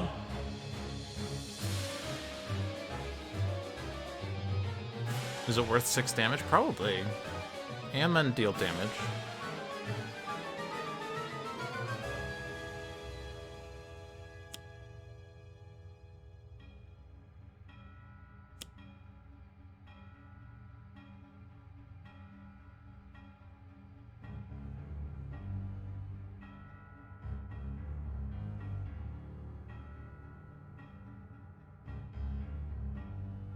I don't want to do that in this battle zone. I think I just draw. Strangling Roots. Move. We could just like trade this with Scholar, I guess. Although we can't exactly do it in time. Venix hits Hellion and Citizen Storm. Yeah! Also hits... I guess Visionary might just die, you know? Also this... Sure. Oh, we're also playing environment targets when we do this, I guess. I forgot it doesn't actually prevent the card play. It puts an environment card into play. But hey, environment cards are fun, right? You might get... Oh, actually, Immutus would just screw it up, right? Because Akash 3 needs to be dealt damage this way.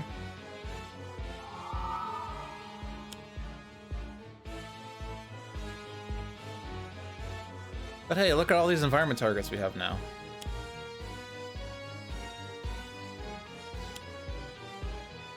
Look at all the weather effects we have in Battle Zone 2. Ah!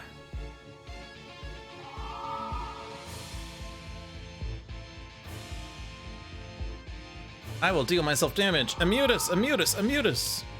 Immutus!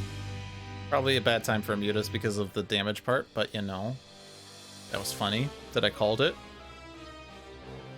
Yeah, it actually is a really bad time, isn't it? Immutus is gonna take 3 damage. How many times here? Doesn't hit himself. 5, 10, 12. So Immutus takes all this damage and dies, and then we get 4 devastation tokens, and we're at 13, and we cry.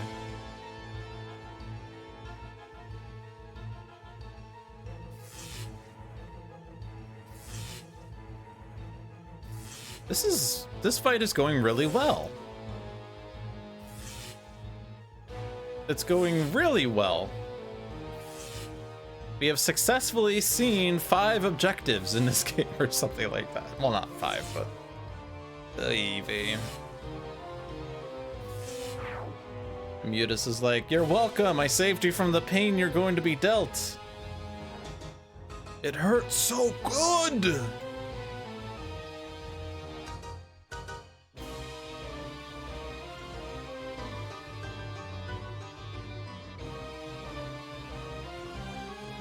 Progeny flipped yet? No? What? Can we somehow viably move to the other battle zone and come back and face another day? I don't know.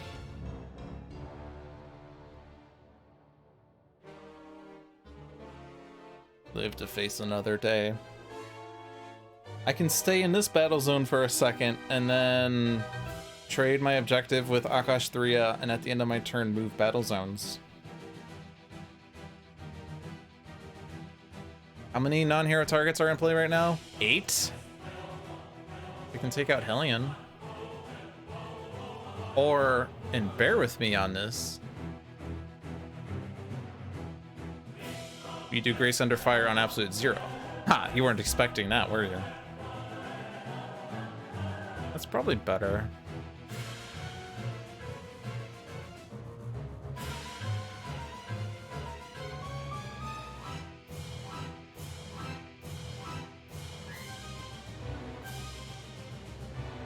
Will at least 4 cards be destroyed this turn on Visionary's turn? Just in time for Magic of the Ennead to exist?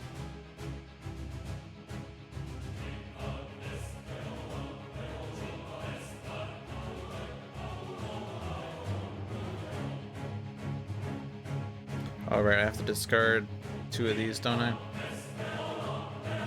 Bollocks.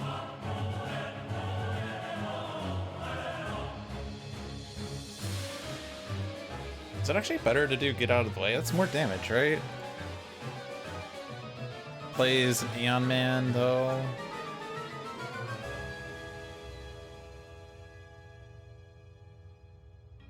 Aeon Master hits 4 targets there, hits 2 targets here, hits Oblivion.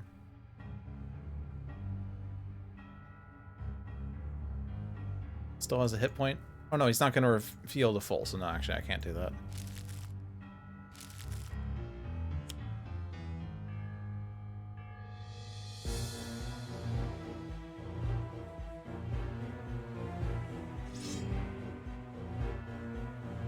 This is not a good use of resources, by the way, but this clears out an objective so that I can actually, like, take something else.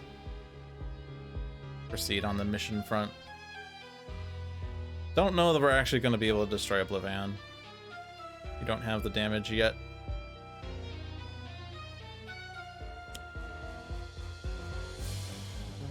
Oh, hey! Oh, hey!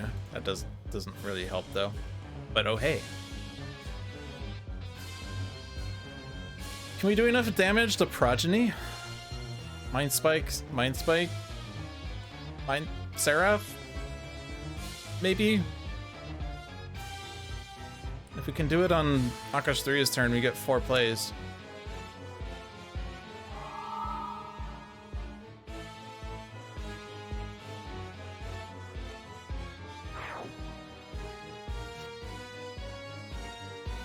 So what did you draw, Scholar? Expect the worst. That is still not Proverbs and Axioms, by the way. Are you a bad guy? You're not a bad guy, as far as I know. I can deal up to 3 targets irreducible damage. I like irreducible.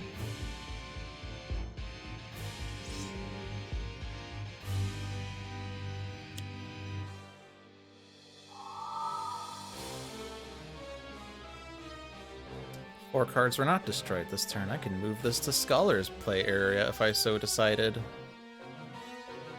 Scholar could destroy his ongoing cards and then get that, I guess. I will move it to you. Visionary's not very likely to ever get it. Citizen Storm says hello. You need to flee. Oh yeah, we are. We still have Citizen Storm, but do I need Citizen Storm? Does Citizen Storm win us the game? The answer might surprise you. I have been dealt no fire damage since the last turn.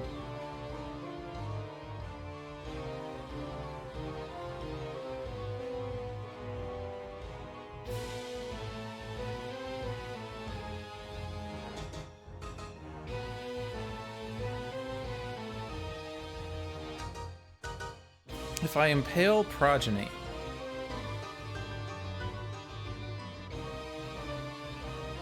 damage there. Self damage is 2. Obviously this is gonna hit Scholar and then destroy an ongoing card, which might just be impale because Progeny's not hopefully gonna survive for much longer. But if I do use, like, play a card, I guess I could use a power. Scholar does 5 damage. Oh, this is absolute 0 Nemesis, actually. That changes the math a bit. Hail does 3. Pilot Light does 3. Can we do 3 damage to Progeny on Akash 3's turn?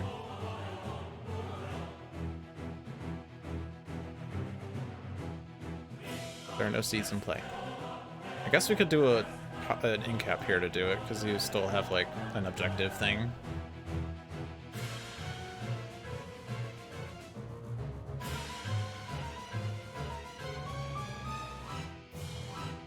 We could just play Mind Spike and do it. Alright, that works.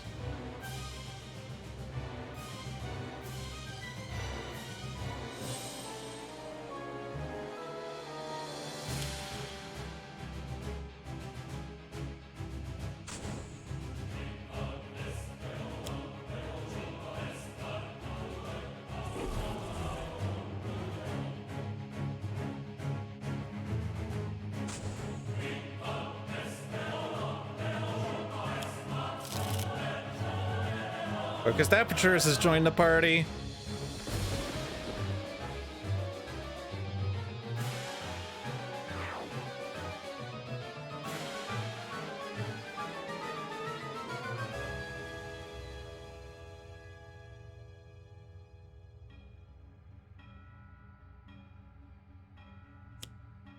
And now we get car plays! Yay!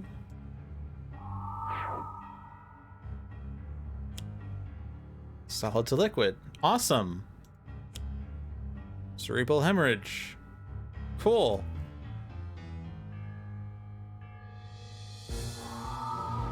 I did that just to assert dominance on Voss.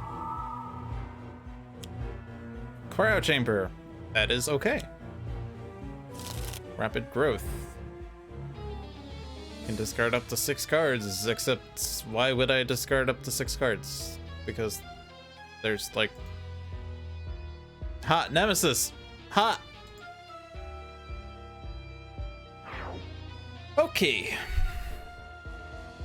Oh, also I got a token on this. Success! We did it, team!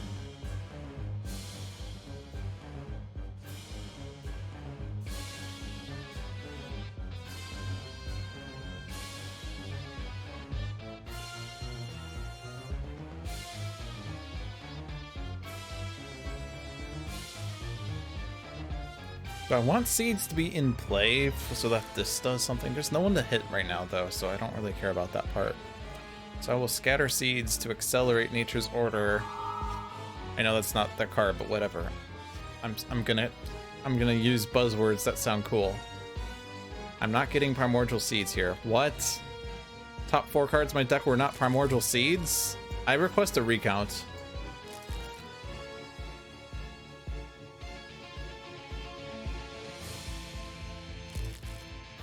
Gets me the tree, I guess.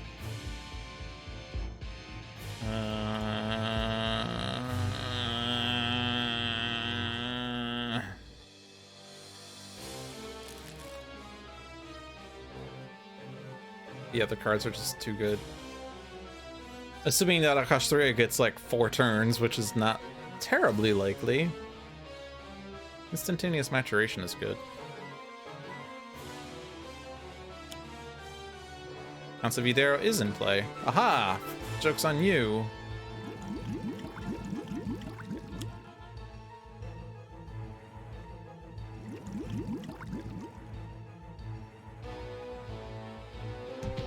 Take that, Aeon Master. Aeon Locust cannot deal damage. Ha! See? There was a reason we played all these environment cards, so we could vacate the premises and then they don't do anything. Haha! Aha! No damage was dealt.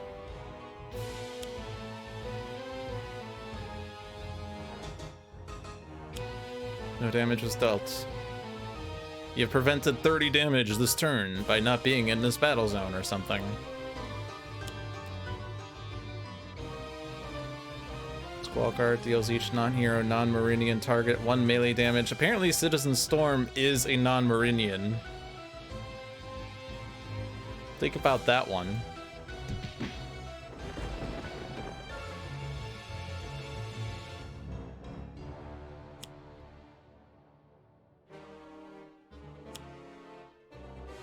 Another Squall Guard. The party's back together! Or the whole gang's back together, whatever. Aeon Men! Damage.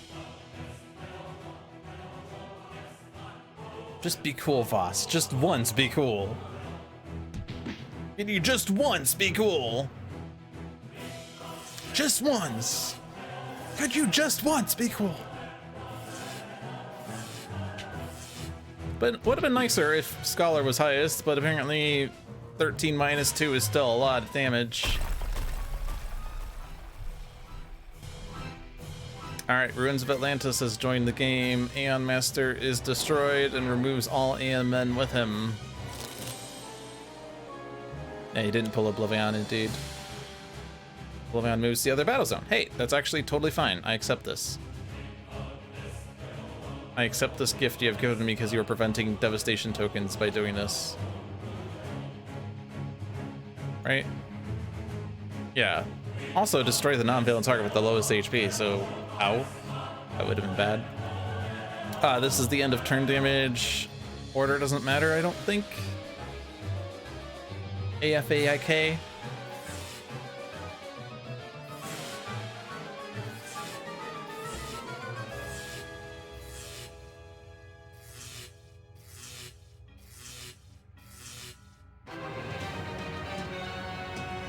Thank God you're here, whoever you are.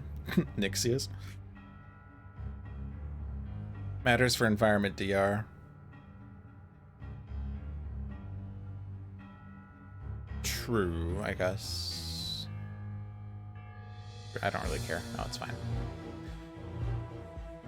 I don't care about those guys. I guess they don't hit heroes, so those are actually good for them to be highest. So we did it correctly. Yeah, I knew that was gonna work. I knew things were gonna go that way. Awesome. All right, we have a Nature's Compulsion here.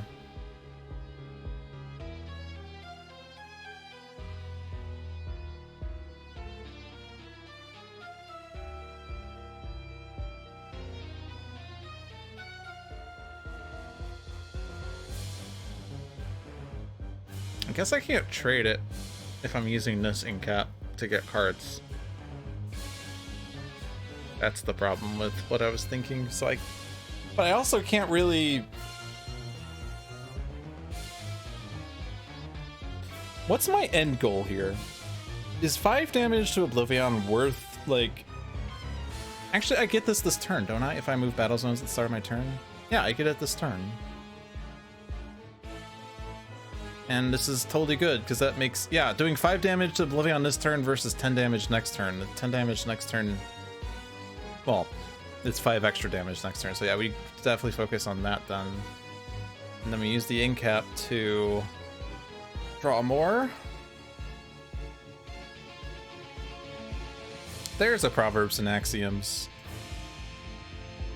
We take that one in the hand, and then we take whatever other one, and we discard the other 2. It's my 36-month sub anniversary, apparently. This literally just popped up in my chat. Literally just like right now. Okay. But that does remind me I needed to double check if I need to renew my sub or something because of Prime subs.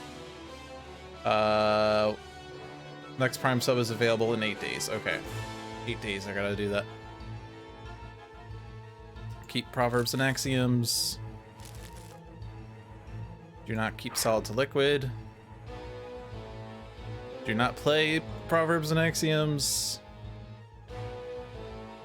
This is 5 damage to Nixius, or draw an additional card. I think draw the additional card is more helpful. You're not doing anything.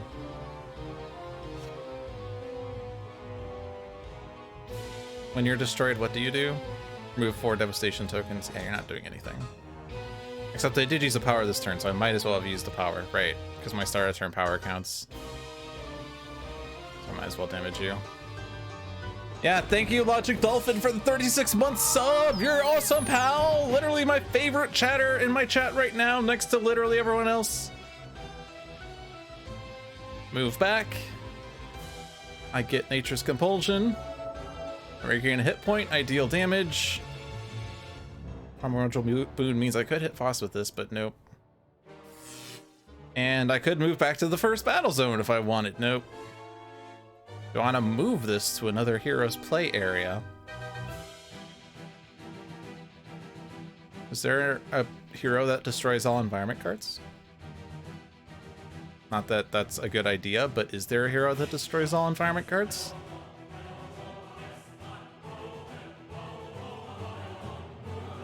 Also, Visionary is currently dying, just so we're aware. Oh, she has deep hair projection, never mind. She's slightly less dying.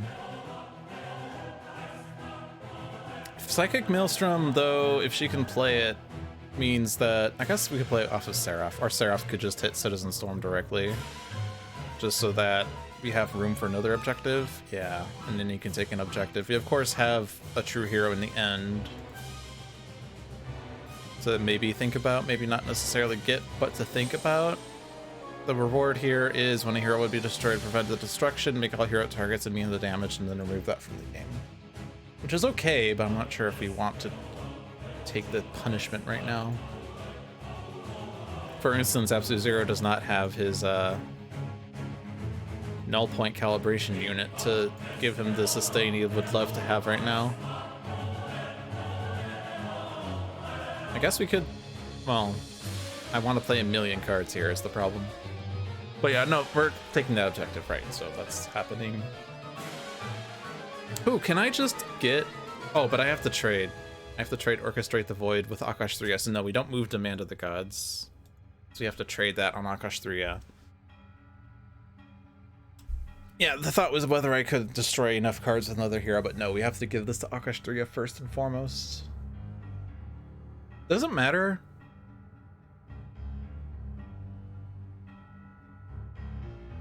It sort of matters. Sort of like...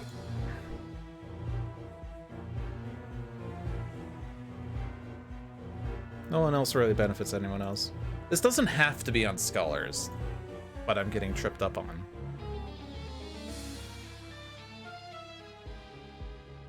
In fact, getting it earlier would be a bit more beneficial because Scholar draws a card in advance of his next turn. Check hashtag streaming on my Discord.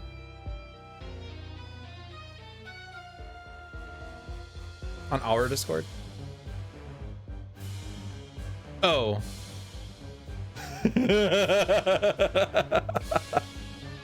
Ah, I got it. I got it. Can I get this?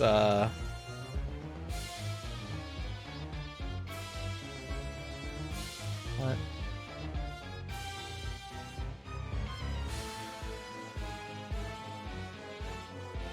Why is this saving as an unknown file?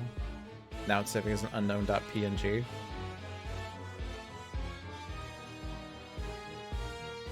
Unknown.png already exists? What? Unknown 2! Whoops. Wrong button. Sorry it's taking a million years to do the thing I want to do here, but you know. Can't make it visible because there's nothing attached to it yet.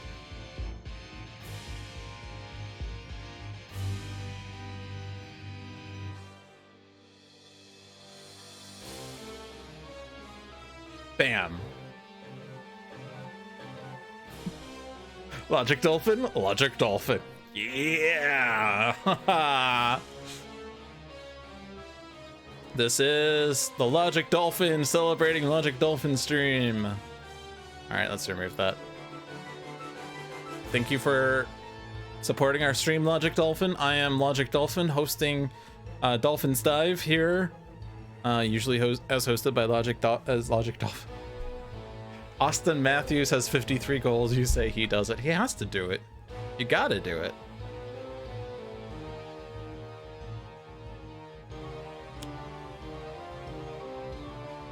Absolute, or not absolute.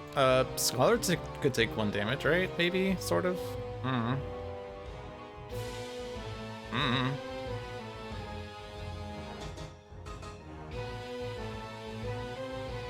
You're playing that. We don't have to do Mental Divergence this turn? Alright, Scholar, draw cards. I guess we could put an ongoing from Scholar's Trash on top of his deck. Well, I mean, yeah, but like we could definitely set up Alchemical Redirection and expect the worst in a subsequent turn. Or maybe like the next, no, we can't do it with irreducible damage, that doesn't work. If the countdown goes down, then we have to like destroy the other environment, right? That's how we do it, so we don't lose anyone here. You have to discard one of these cards. Your deck has one elemental left. That elemental is Mortal Form Energy, but yeah, you only have one, so you don't want to do those. Telekinetic Cocoon is back. You have damage Citizen Storm.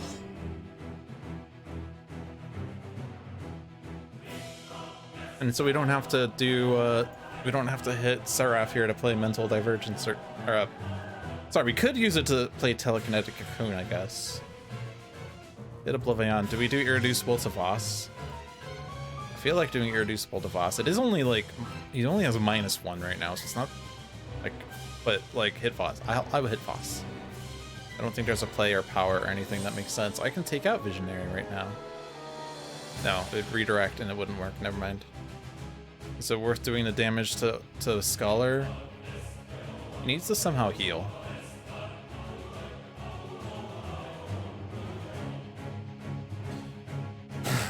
Get ready on your hashtags. If hashtag 54 is trending, that's gonna be the greatest thing ever.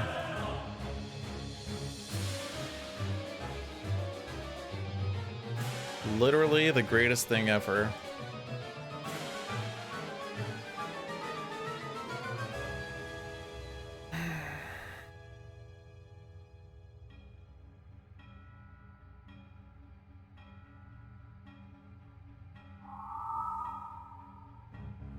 I'm gonna be greedy here. Nation in Ruins is here. Is that happening? More hero targets in this battle zone than non-hero targets in the other battle zone. Yep, that's happening. Okay. Cool.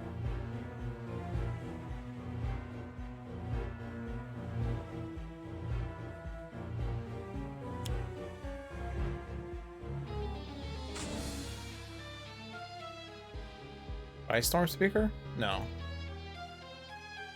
Yeah, and there's no tie there.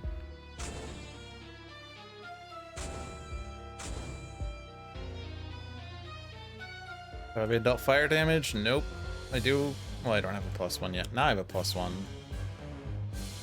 I've dealt 5 fire damage, or 5 cold damage this turn.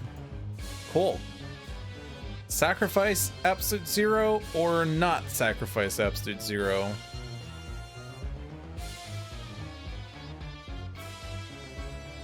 Search deck for ongoing? I don't think there's an ongoing that would help. I guess I could search for like Glacial Structure and then use it next turn instead of using another power, but are we gonna be able to do enough damage to Oblivion? That's the question. If I don't, I'm going to be dealing myself 5 +1 -1. -1 here, +1. Oh no, actually no, there's no +1. I am dealing myself 4 fire then. If I just use this right now, of course. And if I do any other cold damage, I deal myself an additional 2 to myself. But if I take only 4, that's fine. I won't die to Oblivion, but I will die to maybe a Scion card play. Yeah, don't do it. Keep Absolute Zero alive for a second. There's no point.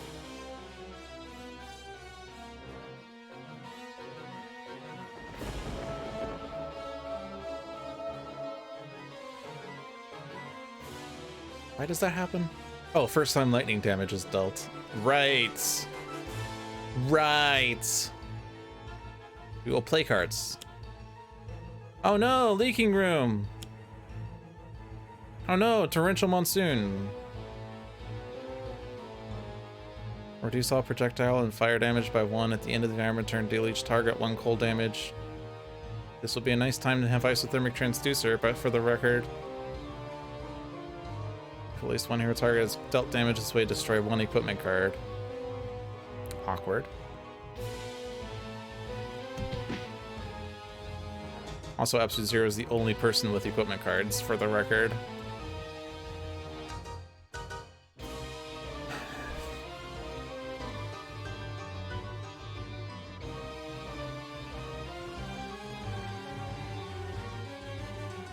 One player plays up to 2 equipment cards? What?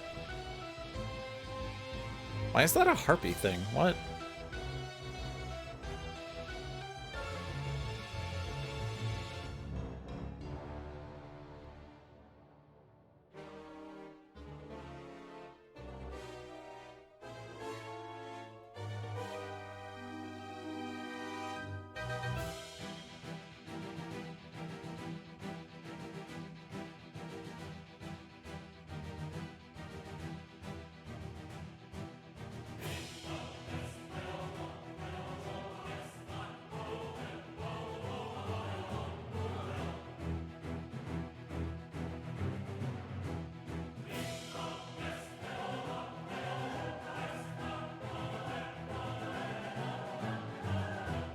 Oh, but wait, this reduces damage by weather effects by 1, so the 1 cold damage isn't happening right now. Okay.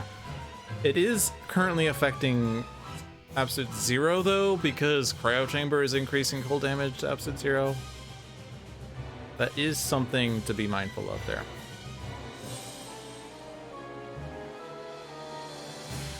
Oh, but I can just destroy it.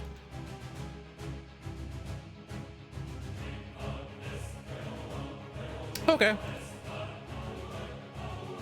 That makes things a bit easier.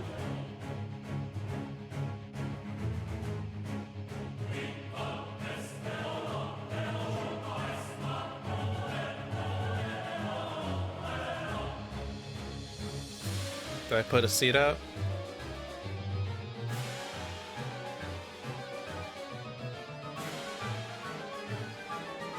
Reduce damage dealt by Oblivion and Voss by 2?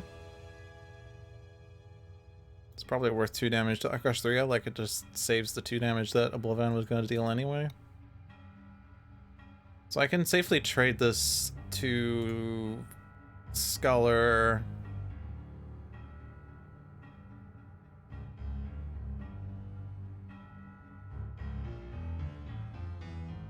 And then we instantaneously maturate our Strangling Roots. Select 3 targets, so that's Oblivion and Voss.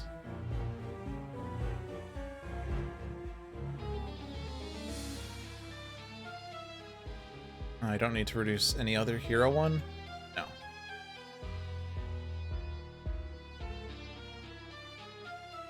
And then I can still, like, play Verdant Explosion or something. Or anything else. There are seeds in the trash, so I can play Cultivation now.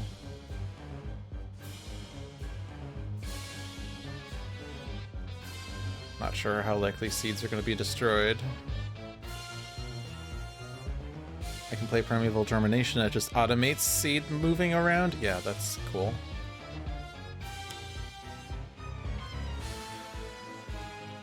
I could then play another card.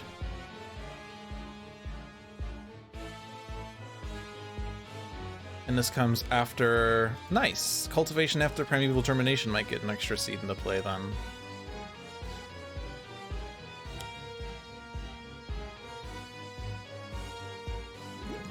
Okay, we just have to deal 109 damage next round. Think we can do that? Any chance that we're going to be destroying 4 cards on Scholar's turn?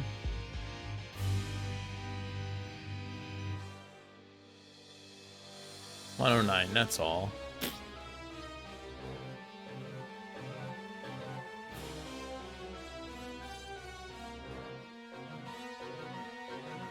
I think, but I don't think. In the, like, 1 in 12 chance that it comes out, I don't want Strangling Roots to come out just yet because Oblivion is already -2, and if he's -4, then he doesn't deal damage, and that's Devastation tokens. Discard. Since the citizens of Plavu Kol are helping. Pillars of Hercules. Oh, is this playing a Scion card every turn? What? Uh-oh. Uh-oh. At the start of every turn, play the top card of the villain deck? Uh-oh. Right? Like, that's what that says, right? Uh-oh. Ow!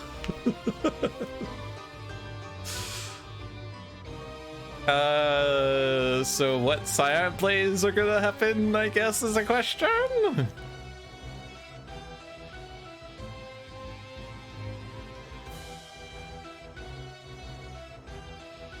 Just gonna like move Scions around, basically. Move Oblivion. Move Oblivion to this battle zone.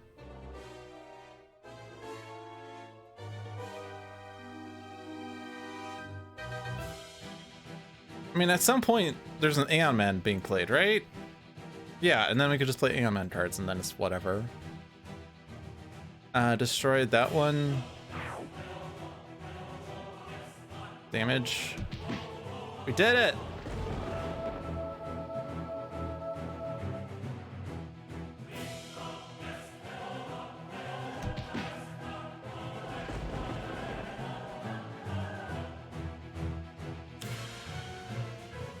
Leviathan is the gene-bound reject. Increase damage dealt by this card by 1 for every weather effect in play. Deal each Meridian and hero target 2 irreducible lightning and then destroy a weather effect. Oh, that's rude. Discard. Hey, look, it's the seed. That got discarded. What? Hold on, hold on. Hold on. Hold on.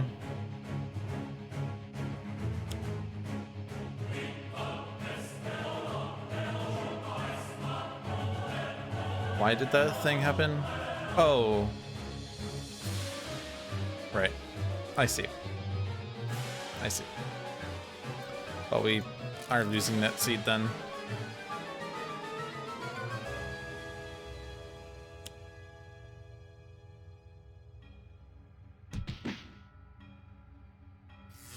Take that, Citizen Storm!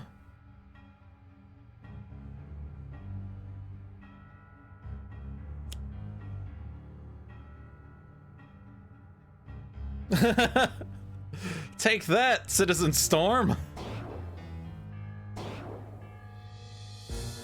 Alright. Order slightly matters. I don't think it really matters, but it slightly matters. Just decoy projection. But it doesn't really matter because you're not dying anyway, and you're not hitting anything, and no one's being dealt damage, and no one has retaliatory effects, and this isn't lightning, and yeah.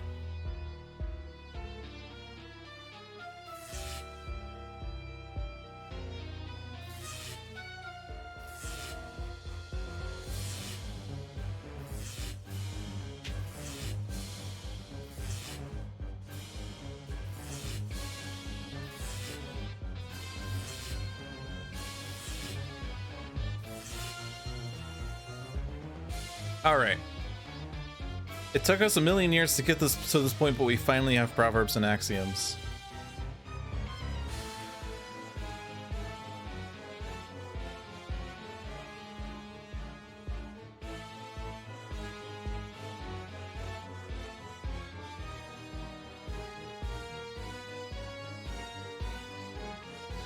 Keep moving into proverbs and axioms is the play, right? So we still have the mortal form in there. You have to discard 2 cards, so got no one to hold fast is kind of sad because I want the alchemical redirection more, unless there's another one in here, which there isn't. So it is what it is. Token! No, token! There's token. Token! Token!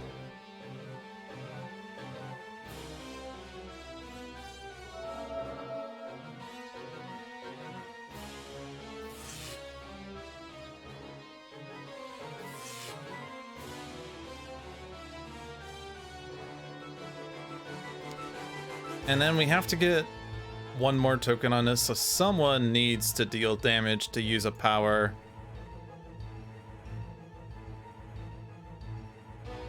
Honestly, giving this to the Visionary right now is probably really nice to put alchemical redirection on top of, or not alchemical redirection, but expect the worst on top. We have that combo now that we could do. Might keep people alive. Maybe, maybe not. Maybe it's Maybelline. We somehow destroy 4 cards this turn. We're destroying decoy projection. That is happening.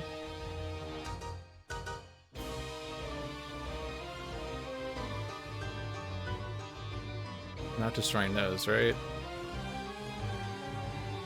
I don't think Akastria can really survive self-damage at this point. I don't presume.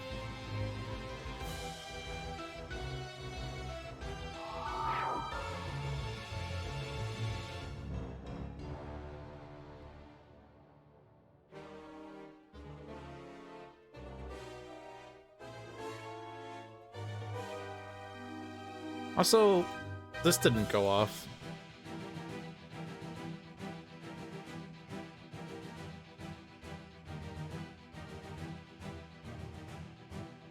Is it not going off every turn, or am I missing it? I might have missed it. Is it because it's in the other battle zone, maybe?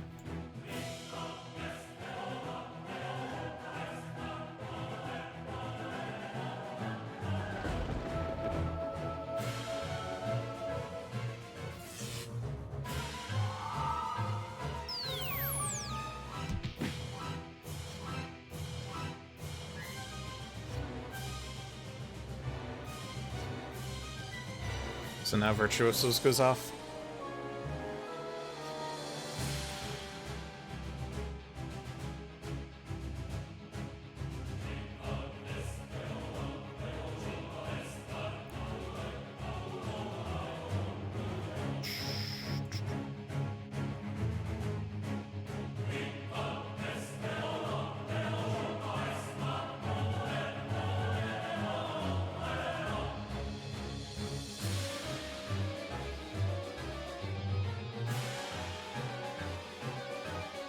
Not a bad turn for another instantaneous maturation to get another Strangling Roots. We could do that plus, or we could do that, or we could do as the earth turns, because I mean we're gonna have Oblivion playing cards every turn situation in a couple seconds.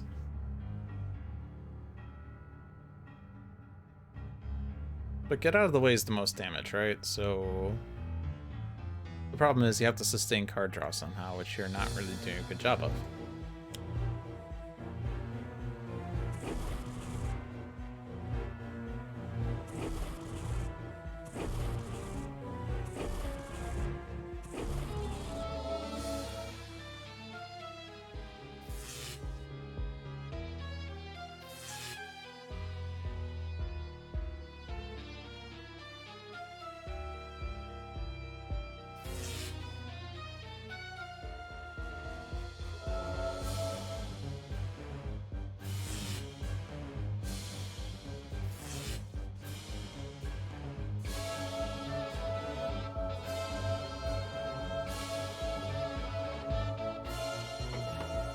Alright, you're not in critical. And then Primordial Boo.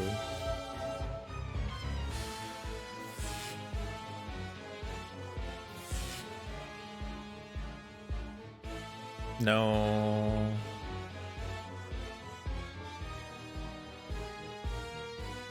I mean, just throwing it in the hero that has, like, already has an objective in it is probably the best course of action.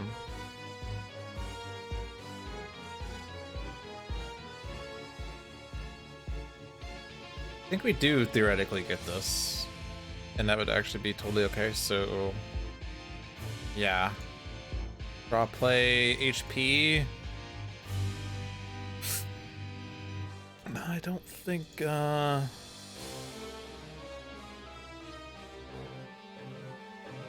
those work. Does this do anything? Whenever an equipment card is discarded, thanks. Oh, but yeah, I guess I can't really do those other than trade for something. Demand of the Gods is not gonna ever work, right? So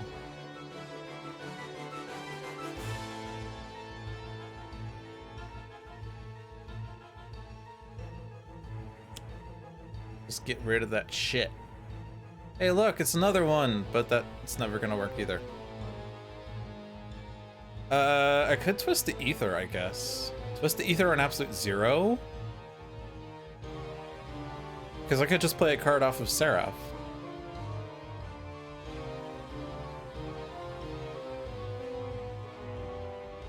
I want to play Telekinetic Cocoon at some point. So I will. You can't stop me. Like, this is the broken combo. Now I can use Thermal Shockwave and not die, ever. No ongoings in play. Do I want an ongoing on top? We got the 2 cards we want comboed there.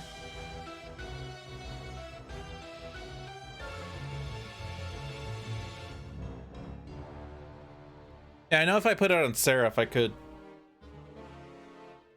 hit Absolute Zero for a different damage type, but I want, like, Absolute Zero does a lot more instances of damage than Seraph, so I think it's better for Absolute Zero to have it. Oh, Absolute Zero could just hit Seraph for Radiant, right, out of turn, and then things happen, right. I see what you're saying. Sorry, I misunderstood what you meant. I thought you meant play it on Seraph so Seraph can hit Absolute Zero for fire damage or cold damage sometimes, but nope, that's not what you said. Read the text! Read the text of the chat message! H-Bro, read the text! I guess just draws on Scholar, because that's the problem, is Scholar cards. Offensive Transmutation on Oblivion would be nice. This is already in play, it goes away.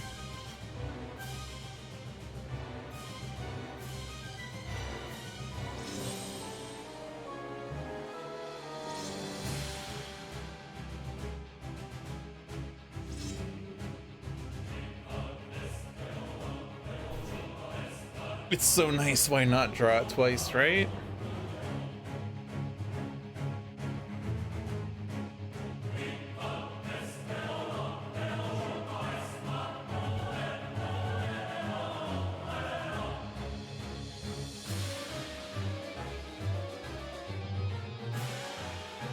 At this point, we're using ink caps, right? So,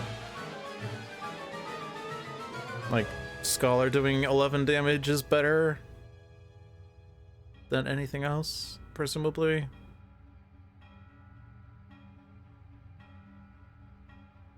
Absolute Zero somehow dealing damage would also be really nice.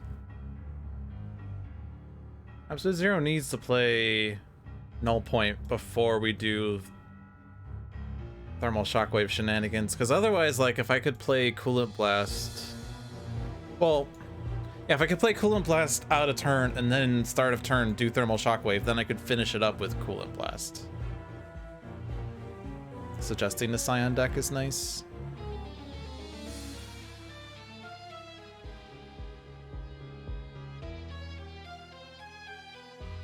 I don't think I'm worried about Scion plays. I mean, like, I guess. I mean, the problem is, like, first Battle Zone plays a card on the environment turn as well, so it's... There are 3 Scion plays happening in the next couple seconds, I guess. Something that moves Oblivion doesn't really change anything, I don't think. We just have to, like, pile on the damage using the right in caps and Absolute Zero doing Absolute Zero things, I guess.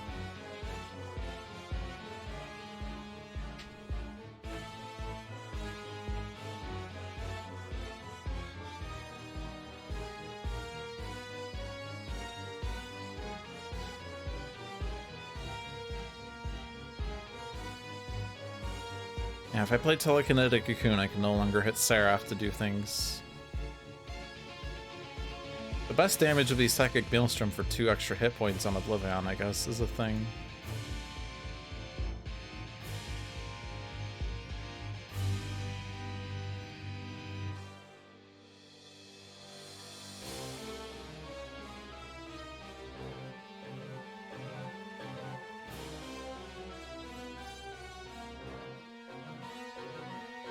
And then you don't have powers over here.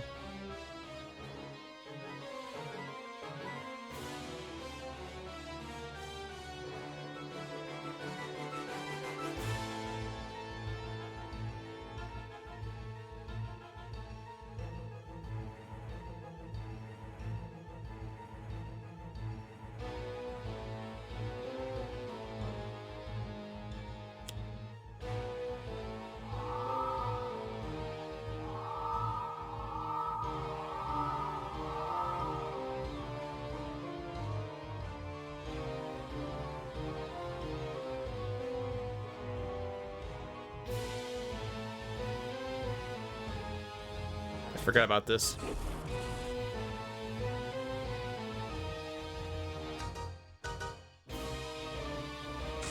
I accept.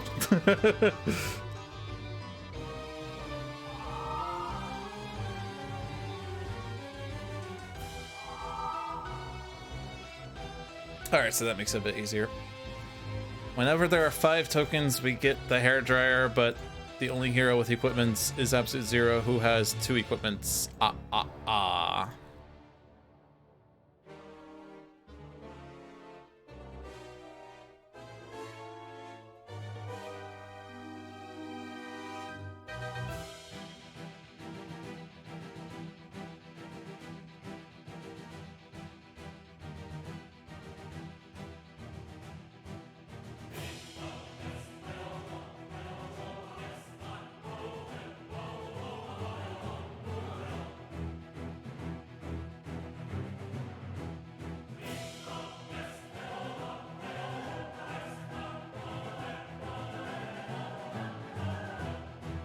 Oh.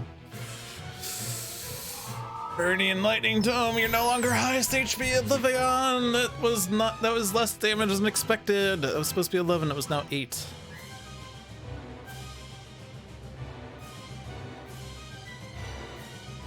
So instead...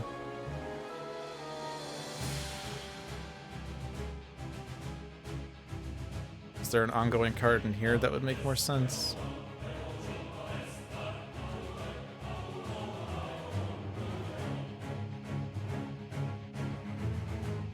If I play Coolant, oh, I could play.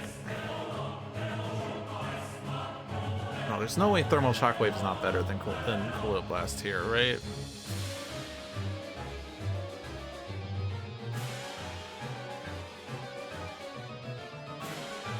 Like you have to hit. You have to hit her. But if I get the, tree in play, I mean, I could do it off of this.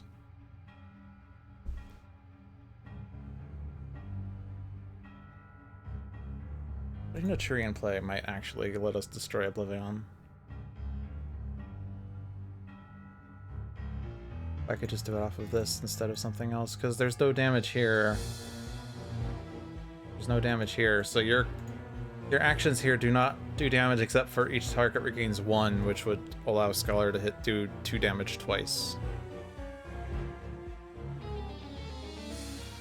It might actually be, I don't know. So yeah, we did the most damage we could do there, right? So other than maybe somehow there's a lot of damage here, I don't know. Extra cold.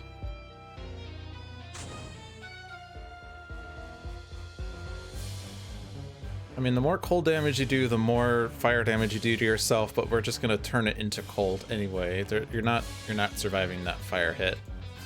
This is cold increase.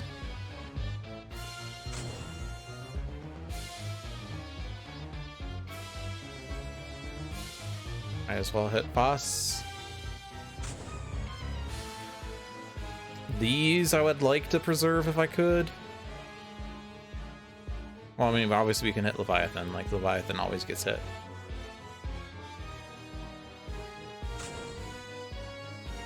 But these guys are not doing terrible things here.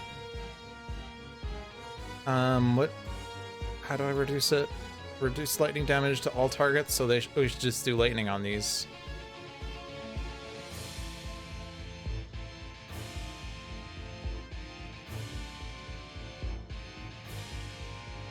I guess I could have done lightning to Voss, but then this does less cold. Lightning to Voss would have been increased by 2 instead of 1. Probably doesn't matter. I don't know we're destroying Voss. If I did do lightning to Voss, then actually lightning damage would have been dealt and they would have healed, which again doesn't matter. I play this to draw a card. And then I play this to draw a card.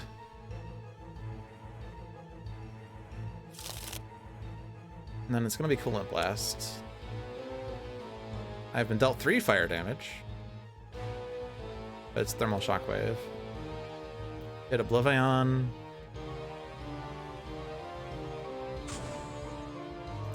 You hit Seraph for Radiance. Reduced. So that Visionary can cocoon up.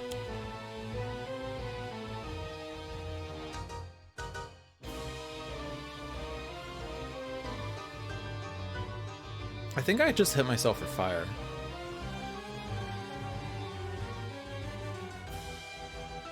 As weird as it is, because this will allow me to hit Oblivion a second time. And then that was 3 extra cold damage that was dealt, so now I can do this. Do I want to prevent the damage? No! Oh, I do want to prevent the damage. Never mind. Wow, I did not play the card I was supposed to play. I just realized that in the last second.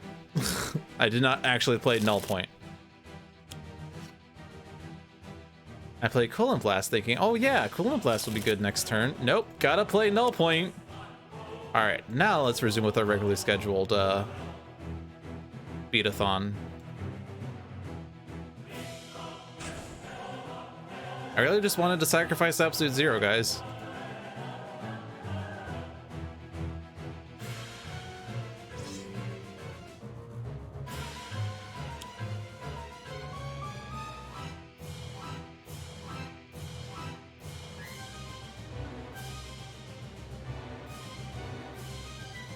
But yeah, Twist the Ether and Absolute Zero is always like literally the best thing to do ever.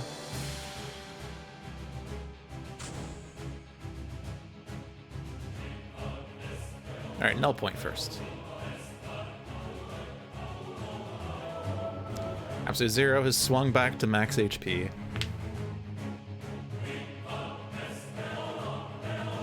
Am I worried about Leviathan?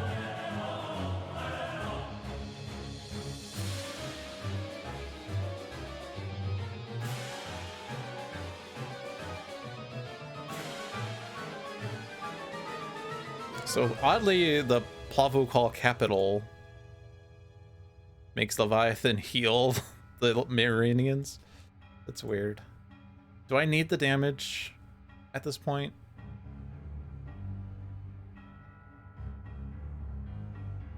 I think the combination of Akash 3 and Scholar and Absolute Zero means we have enough damage for Oblivion. So I'm just gonna destroy... Actually, I could just hit the Leviathan with Thermal Shockwave, so actually I don't need to do that. This is lightning, so it's reduced. But I could hit Voss. Or I could just hit Oblivion just to be safe. Let's hit Oblivion just to be safe. Oh yeah, we also have this damage, so we're really safe. I guess this means we could try to keep Akash 3 or Akash Flora alive.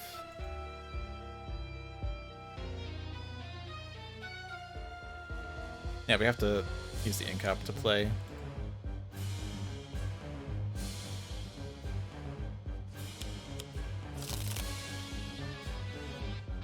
Because it is going to be at 3 HP. Actually, we don't have enough to keep Akash Flora alive, do we? I thought we had more seeds. Oh, I could just prevent the destruction.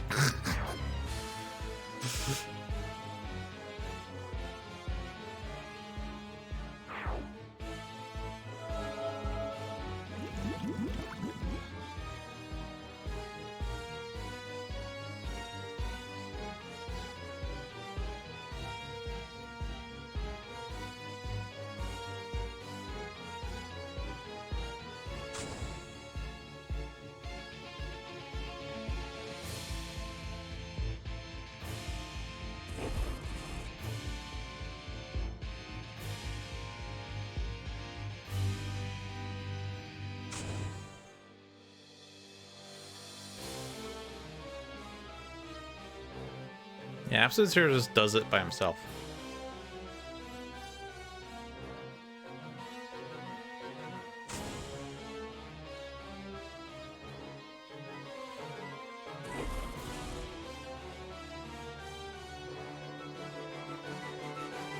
Okay, that's good.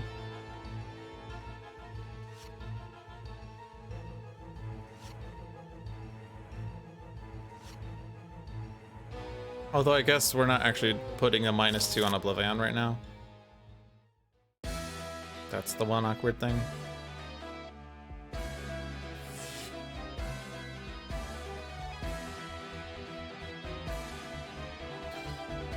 Okay, we can still do As the Earth Turns if we can keep Akash 3 alive.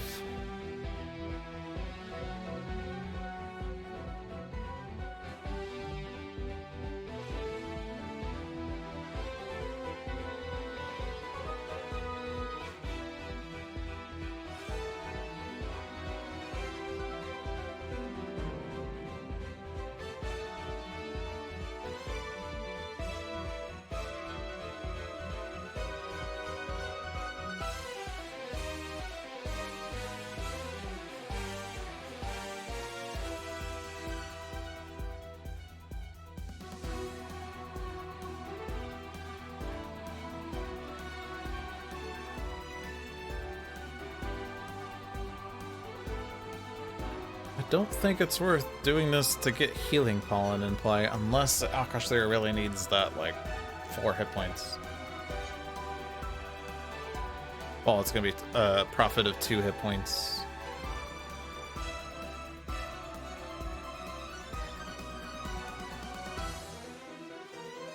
Akash 3 is not doing that much, though. She has no objectives, no missions, no rewards.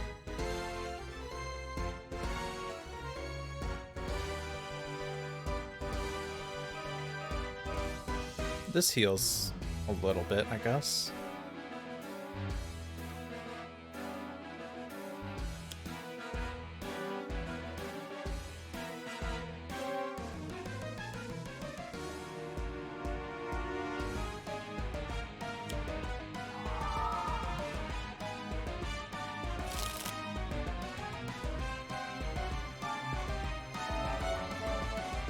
I could have healed Scholar, but that's fine. We have a seed in play that can redirect damage. Oh, I can't even hit you. Damn.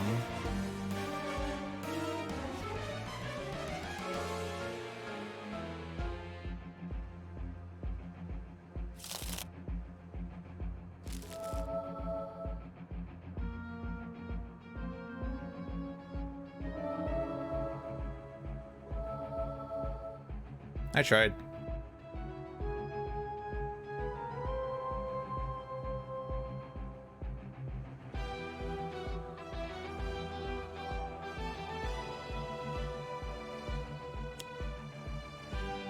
Hey, Oblivion's moving back. Aha!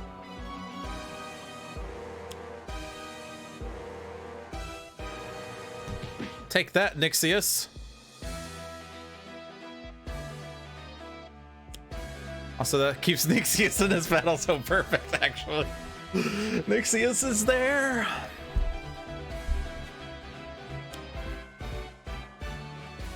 Another Storm Speaker.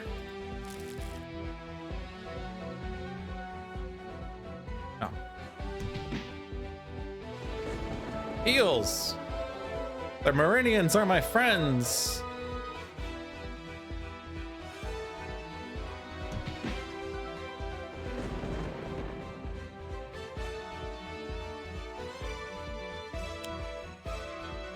Another Squall Guard. We're getting all the environment cards we like to see.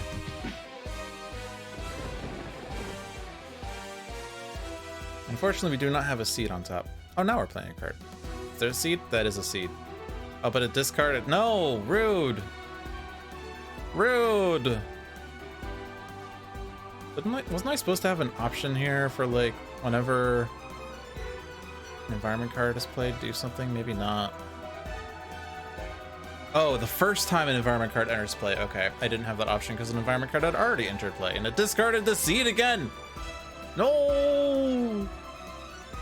You'll each target 2 cold? I mean...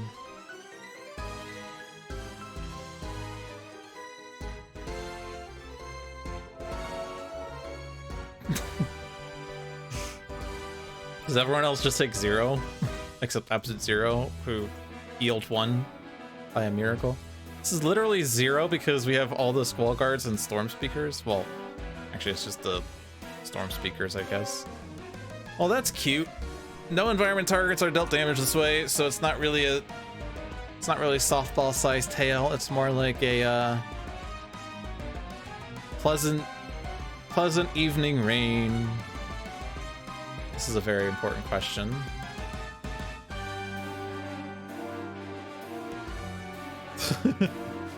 That's a very important question, I guess. Like, why is that even a question? Like, it's -1 before that even mattered, so... This is a Voss play. And also, who is Voss targeting? Scholar for 4-2. Yeah, we'll do this. Why not? Extra plays, why not? No damage is dealt, though. There's no card. No!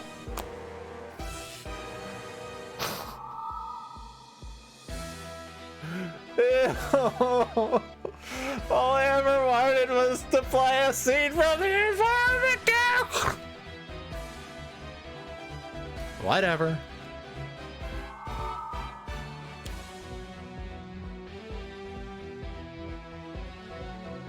Is there like any other seeds in here? There is still a seed in here, and it's not a seed. Discard. Also, top card is that. Okay. Are you dying Akash 3 by mistake? No, you're not. You're fine. Infernal. No retaliatory effects. Squall guards reduce damage to the Meridian with the lowest, so the first one that gets hit becomes the lowest. Actually not, because there's so many Squall guards that this is now 0. Why is this? I guess I could say yes to one and no to the second for some reason. That's weird. These guys are my friends.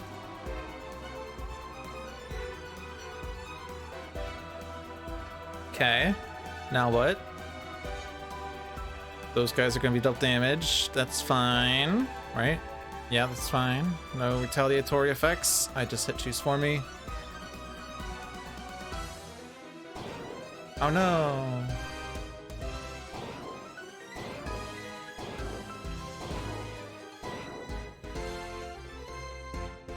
Oh yeah, healing pollen is going off.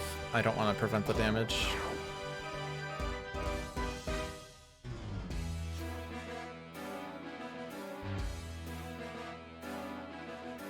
How did I draw a card from that? What?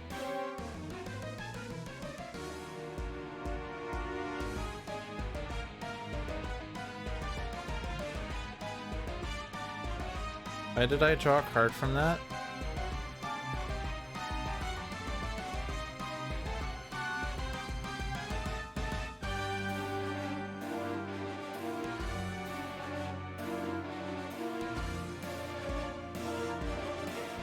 Oh, because the healing pollen effect just says draw a card. Okay. Okay. I thought there was some effect that did a thing. And the answer is no, there is not a thing that did a thing with the thing.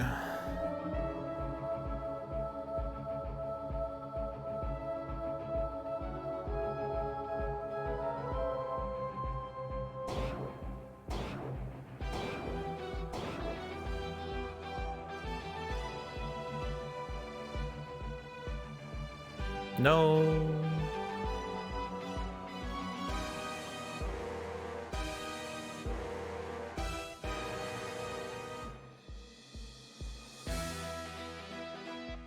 I mean, we're not getting this over. I think we just go with our setup. I think it's good now. I think we finally made it good.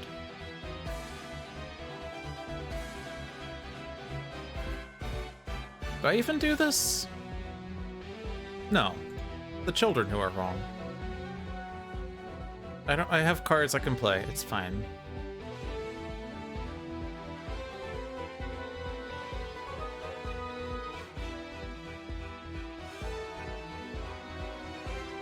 ABTS, always be thermal shockwaving.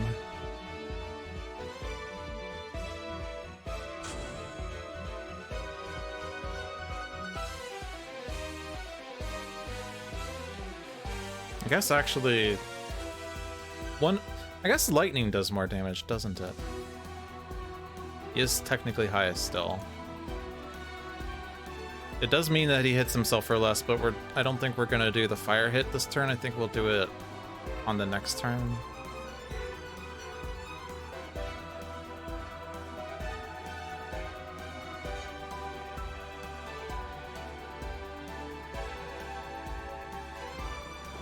Oh, is it not actually increased by 2 anymore?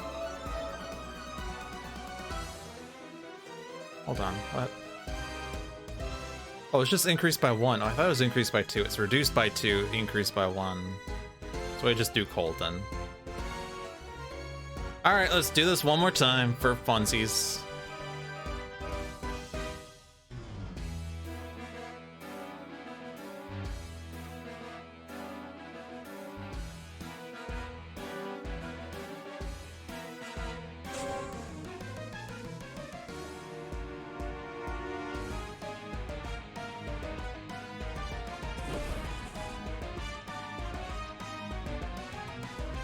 Also, each time I hit myself with fire, it makes Coolant Blast better.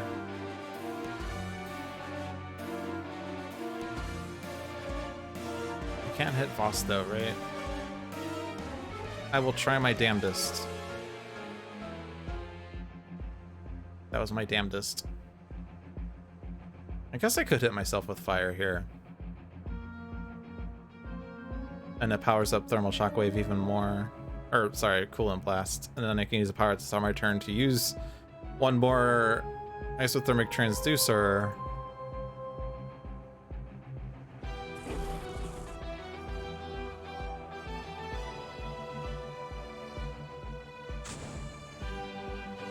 Cool. We're playing Offensive Transmutation, by the way. The only risk here is that Absolute Zero is now the lowest. And so the thing that says destroy the target with the lowest... No, Akash Floor is lower. Okay, never mind. So discard everything but Offensive Transmutation. Because that's really just what we need at this point.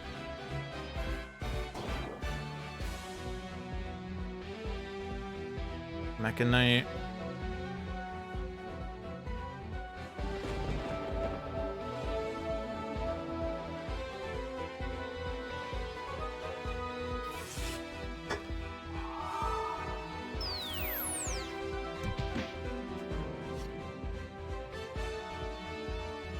We can still stop this play if we want, but you are at 3 and getting hit will put you lower. I think the only one that would be really bad is... What would be the one that's really bad? He could move because no heroes were dealt damage this way. He has a 3 out of 25 of that.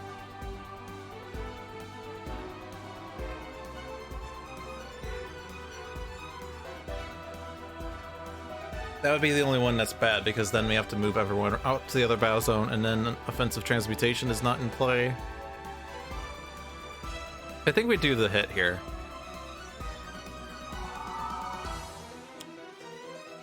Torrential Monsoon. Hey, it's finally we did it. We finally got a seed in play from the environment deck. Yes. There really is a god.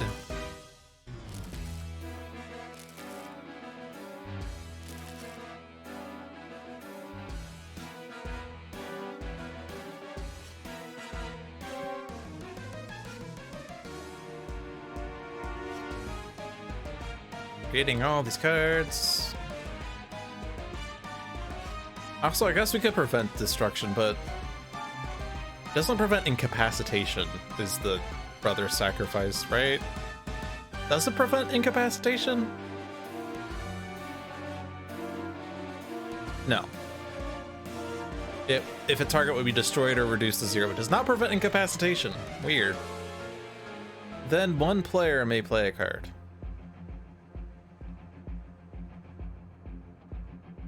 This would be a fun time for Proverbs and Axioms, huh? Actually, yeah, it would be a beautiful time because Absolute Zero just hits himself for cold, and he could still Oh, but he doesn't have Coolant Blast in play. What? Rude? What?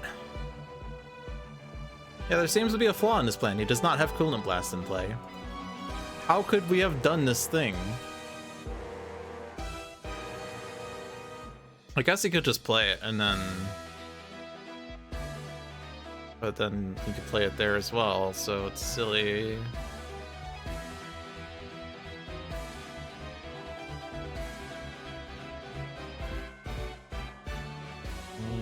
But there's not really anything else I could do. We could just do Proverbs and Axioms on...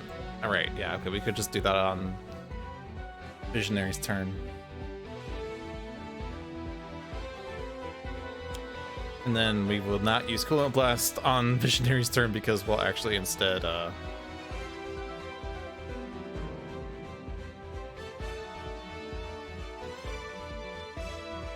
you'll instead end up just using Thermal Shockwave anyway. HP!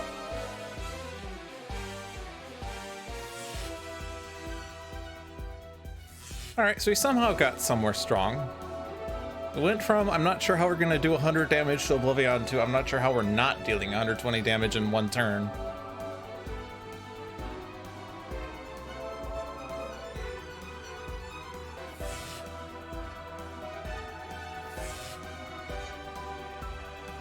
No.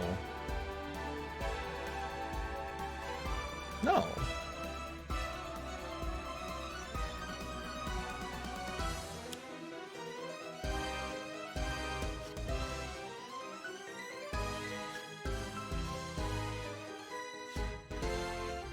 Horfire?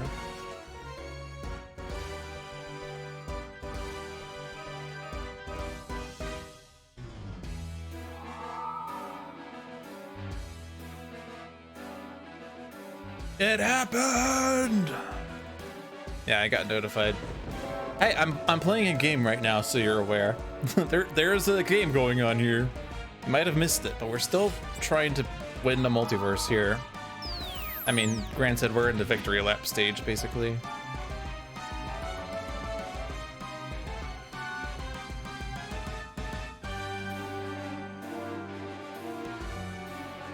I will heal. I will regain 6 HP and then use a power because my name is Absolute Zero.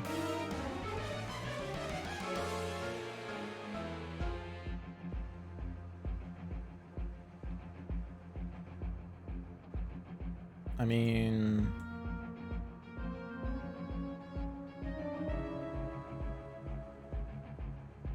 you don't grant powers. Damn.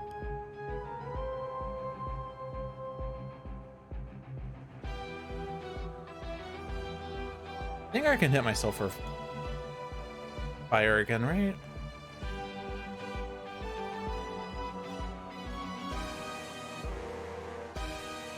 Oh yeah, I didn't actually deal myself cold, right?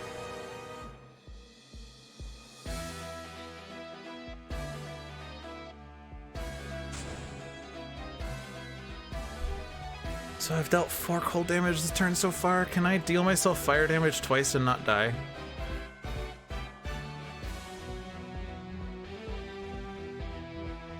Actually, this part doesn't count as cold.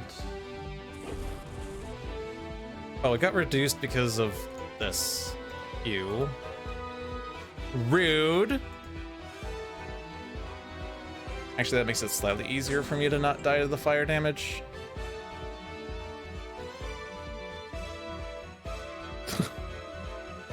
Hashtag 54. Yeah. I want to like bolster this. 8 cold. Fire damage is reduced by 1.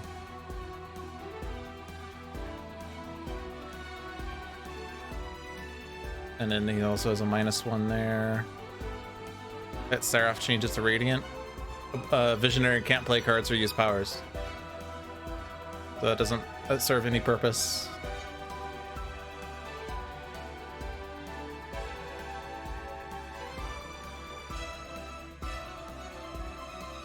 Dang it. That's what you get for backseating. 8. I'm dealing myself 8 -1 plus -1 by visionary, so it's currently 5 or 7. So I can do up to 4 more damage here and survive. Oh, I know.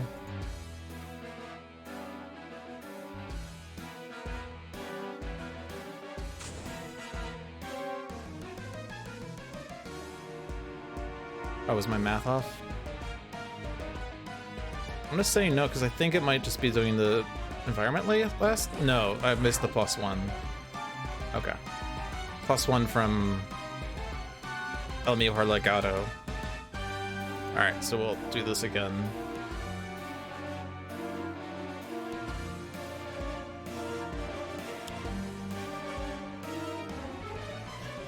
Don't worry, we'll hold the tab button. Hold the tab button before John tweets another 54 message to me.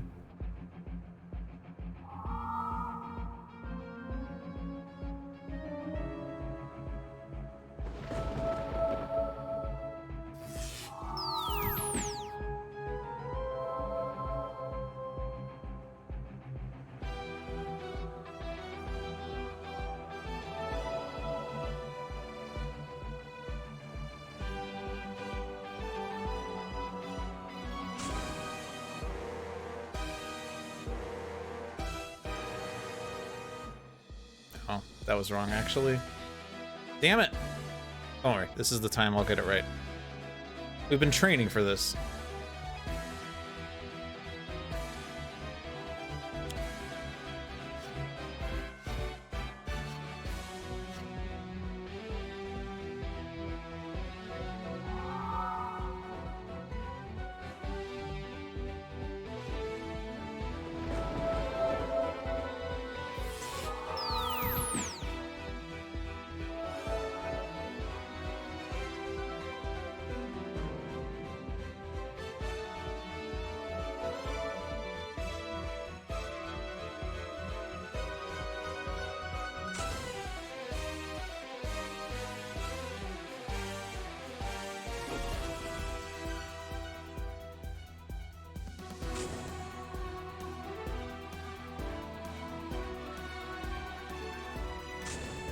Oh no, because this had to be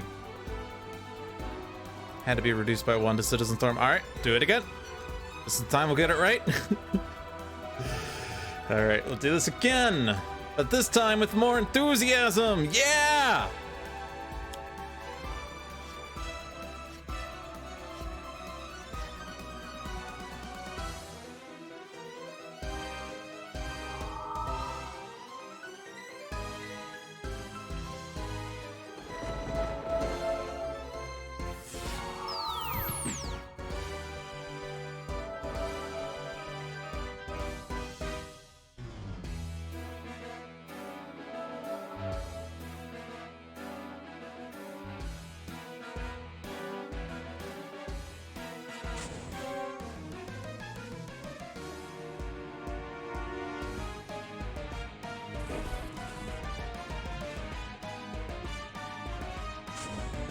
Now we hit Citizen Storm for reduced fire. No! Reduced cold! Damn it! This is the hardest thing to get right! Man, if only there was more granular undo in this game. Jeez. Maybe you should get on that more granular undo, John. I can't say granular. It is, of course, not a priority, and it's never going to work because it requires them to completely upheave their undo system. It's just math.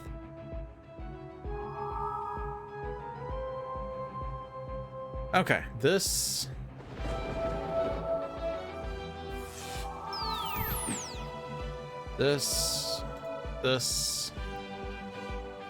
Could there be an option, though, randomly just completely to the side that isn't gonna do anything, takes too much work, and serves absolutely no purpose?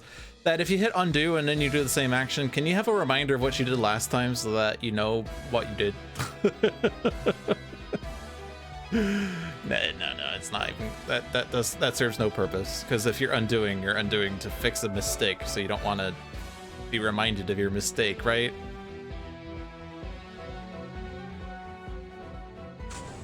Alright, then it's fire increase.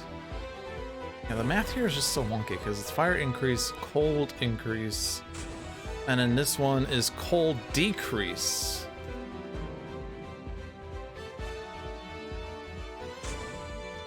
And then this is fire decrease.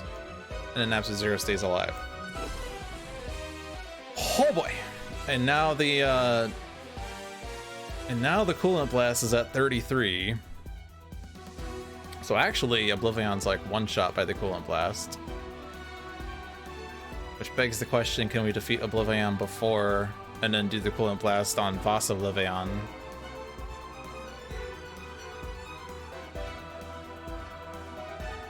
I mean, I think we can. It's tough because Visionary doesn't have much more damage this turn. Akash 3 wants that hit point. Destroy this. I don't even remember if I said Visionary or Akash 3. Doesn't matter. The damage is here, mainly. Unless we can discard 5 equipments. Do you have 5 equipments? You have 3. It's gonna be a suggestion. Oh, that was a very helpful suggestion. Oblivion has not play cards. At least I didn't rewind too far. Imagine if I accidentally hit pre-start a turn.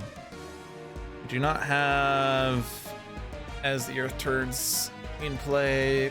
I guess we could just put it on top. Because there's one there. And you can draw it probably. Maybe. Maybe not. I guess you could use an incap to draw a card. But that seems a waste. Do I do it on the Scion deck? Forcing Elemental Pandemonium to be played instead of something else, maybe? Like, none of these other ones do anything, right? Because, like, these cards are entering play or not entering play. Actually... Oh, Strangling Roots is in the deck. Interesting, because we played, what? Noxious Pod? Right. I almost said Nixious Pod. We played Nixious Pod?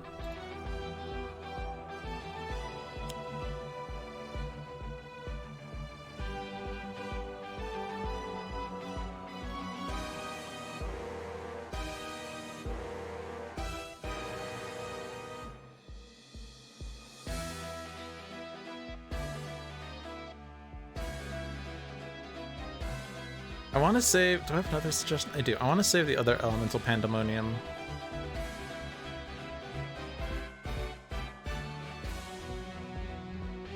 So really, yeah, it's just the ones that deal hero damage is the safest ones. Really.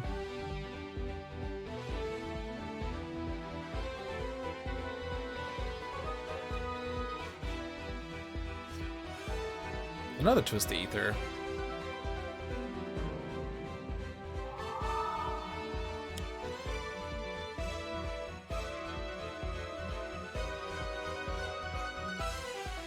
I mean, I play it.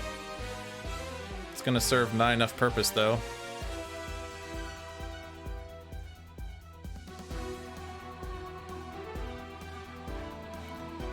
When this card enters play, deal each target 2 projectile damage, except we are saved. Destroy a hero ongoing card. We could probably just destroy it as the Earth turns. Zeros.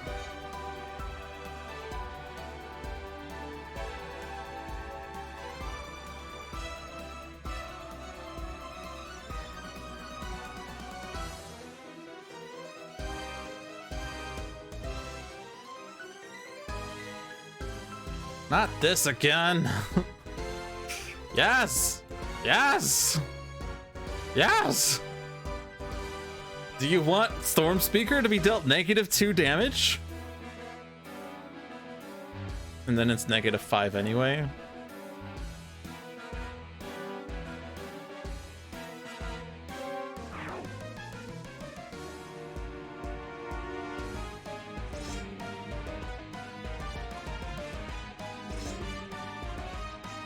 Did I just hit... Damn it!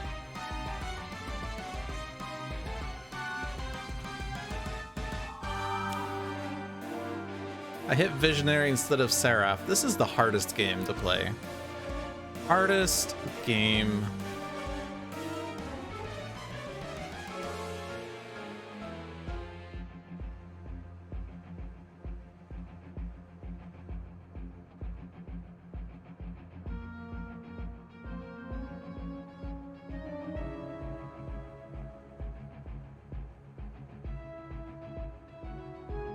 And now we have these questions. Yes. Yes. Yes.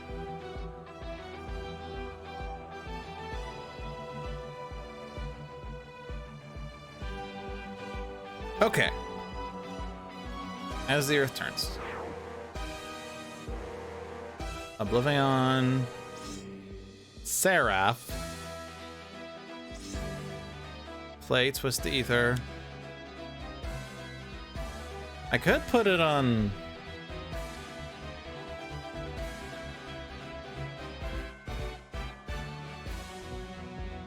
Scholar? I mean, a second Twist the Ether is effectively just a +1 absolute 0, but a Twist the Ether on any other target means that if they deal damage, they could damage absolute 0 sometimes. Which begs the question... Ooh, Akash Flora, actually. Gives us extra powers. I think that's it.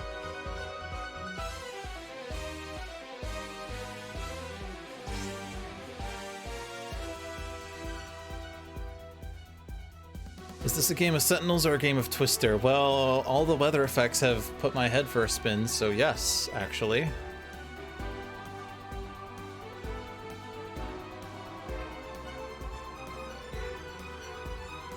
I can actually kill you with Thermal Shockwave before the turn even starts?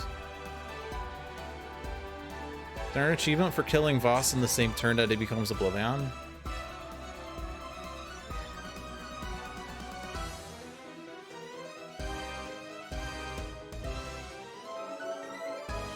Alright, you're at 6. I can deal you 5 at most. Thermal Shockwave is currently dealt 4.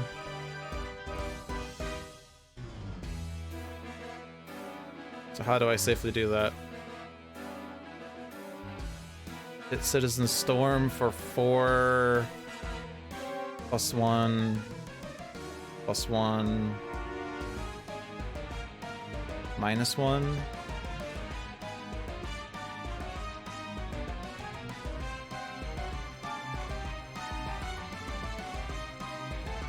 Oh no, it's not even 4, it's 1. 1 +1 is 2, +1 is 3, -1 is 2. It would be 2, and then you deal yourself. So you'd have dealt 6 more. 6 becomes fire damage, which is reduced, increased, and then plus or minus did. Well, okay, we're very early in the turn that I can actually just do this without having to worry too much. It was more annoying when I had to cipher through like 15 other actions to get to this point. But I think it's basically going to be, I'm just going to assume it's you do cold here and reduce. And then you do fire and reduce. Aha! Perfection!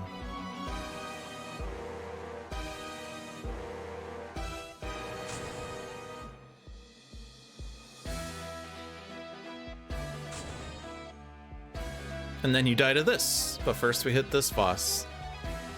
I think. Maybe? Well, it doesn't matter because it's gonna be 0. I tried.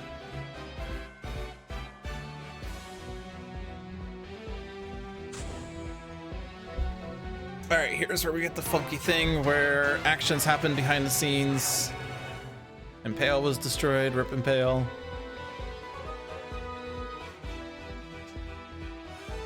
You killed Voss, and then you activated another one that led to Oblivion dying and Voss flipping. That's awkward. Hey, Voss is now a target. Everyone else, you can take lightning, reduce. Lightning. I don't want to do it this turn, that's wrong. You're my friends! You're my friends! You're my friends! Yes, yes, yes!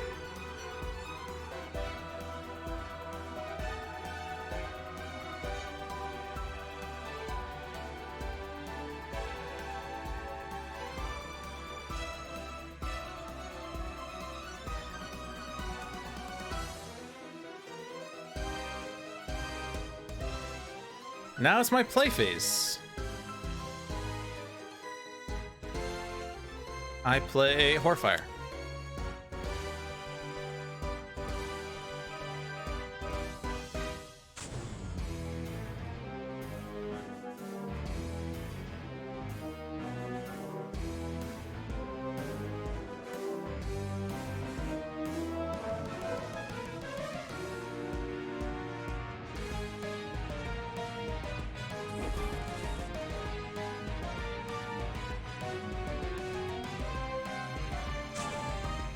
Boss stole the Oblivion kill with his last breath out of spite. But spite's not in this game.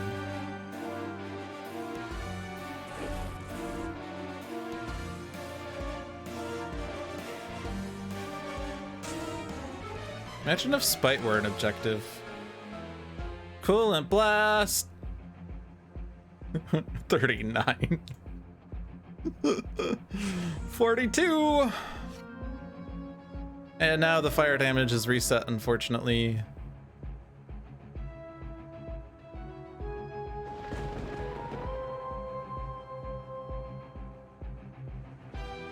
Citizen Storm gets his last licks in. Mejor Legado gets his last licks in.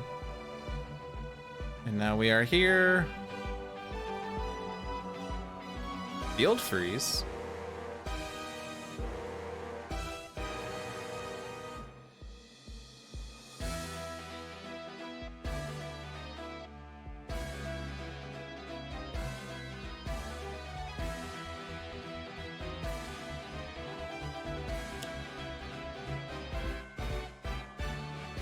Oh no, there were no equipment cards in my trash.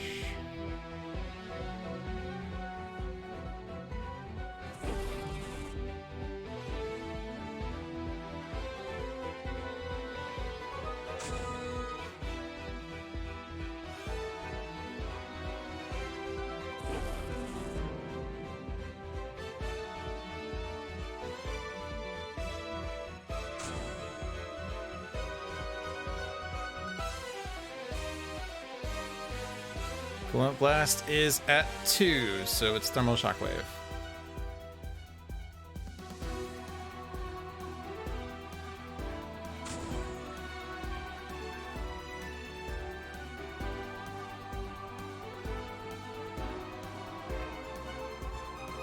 I presume that I've already dealt too much to ever be able to heal off of this, or to not heal off of this.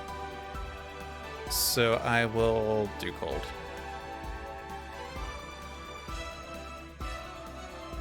Zero's back at 22 HP! Oh, I can make this lightning and it's 0. Yes! Perfection. Is this GG because you're the highest? No, you're not. You mean I have to kill you some other way? This is terrible. This is literally the worst.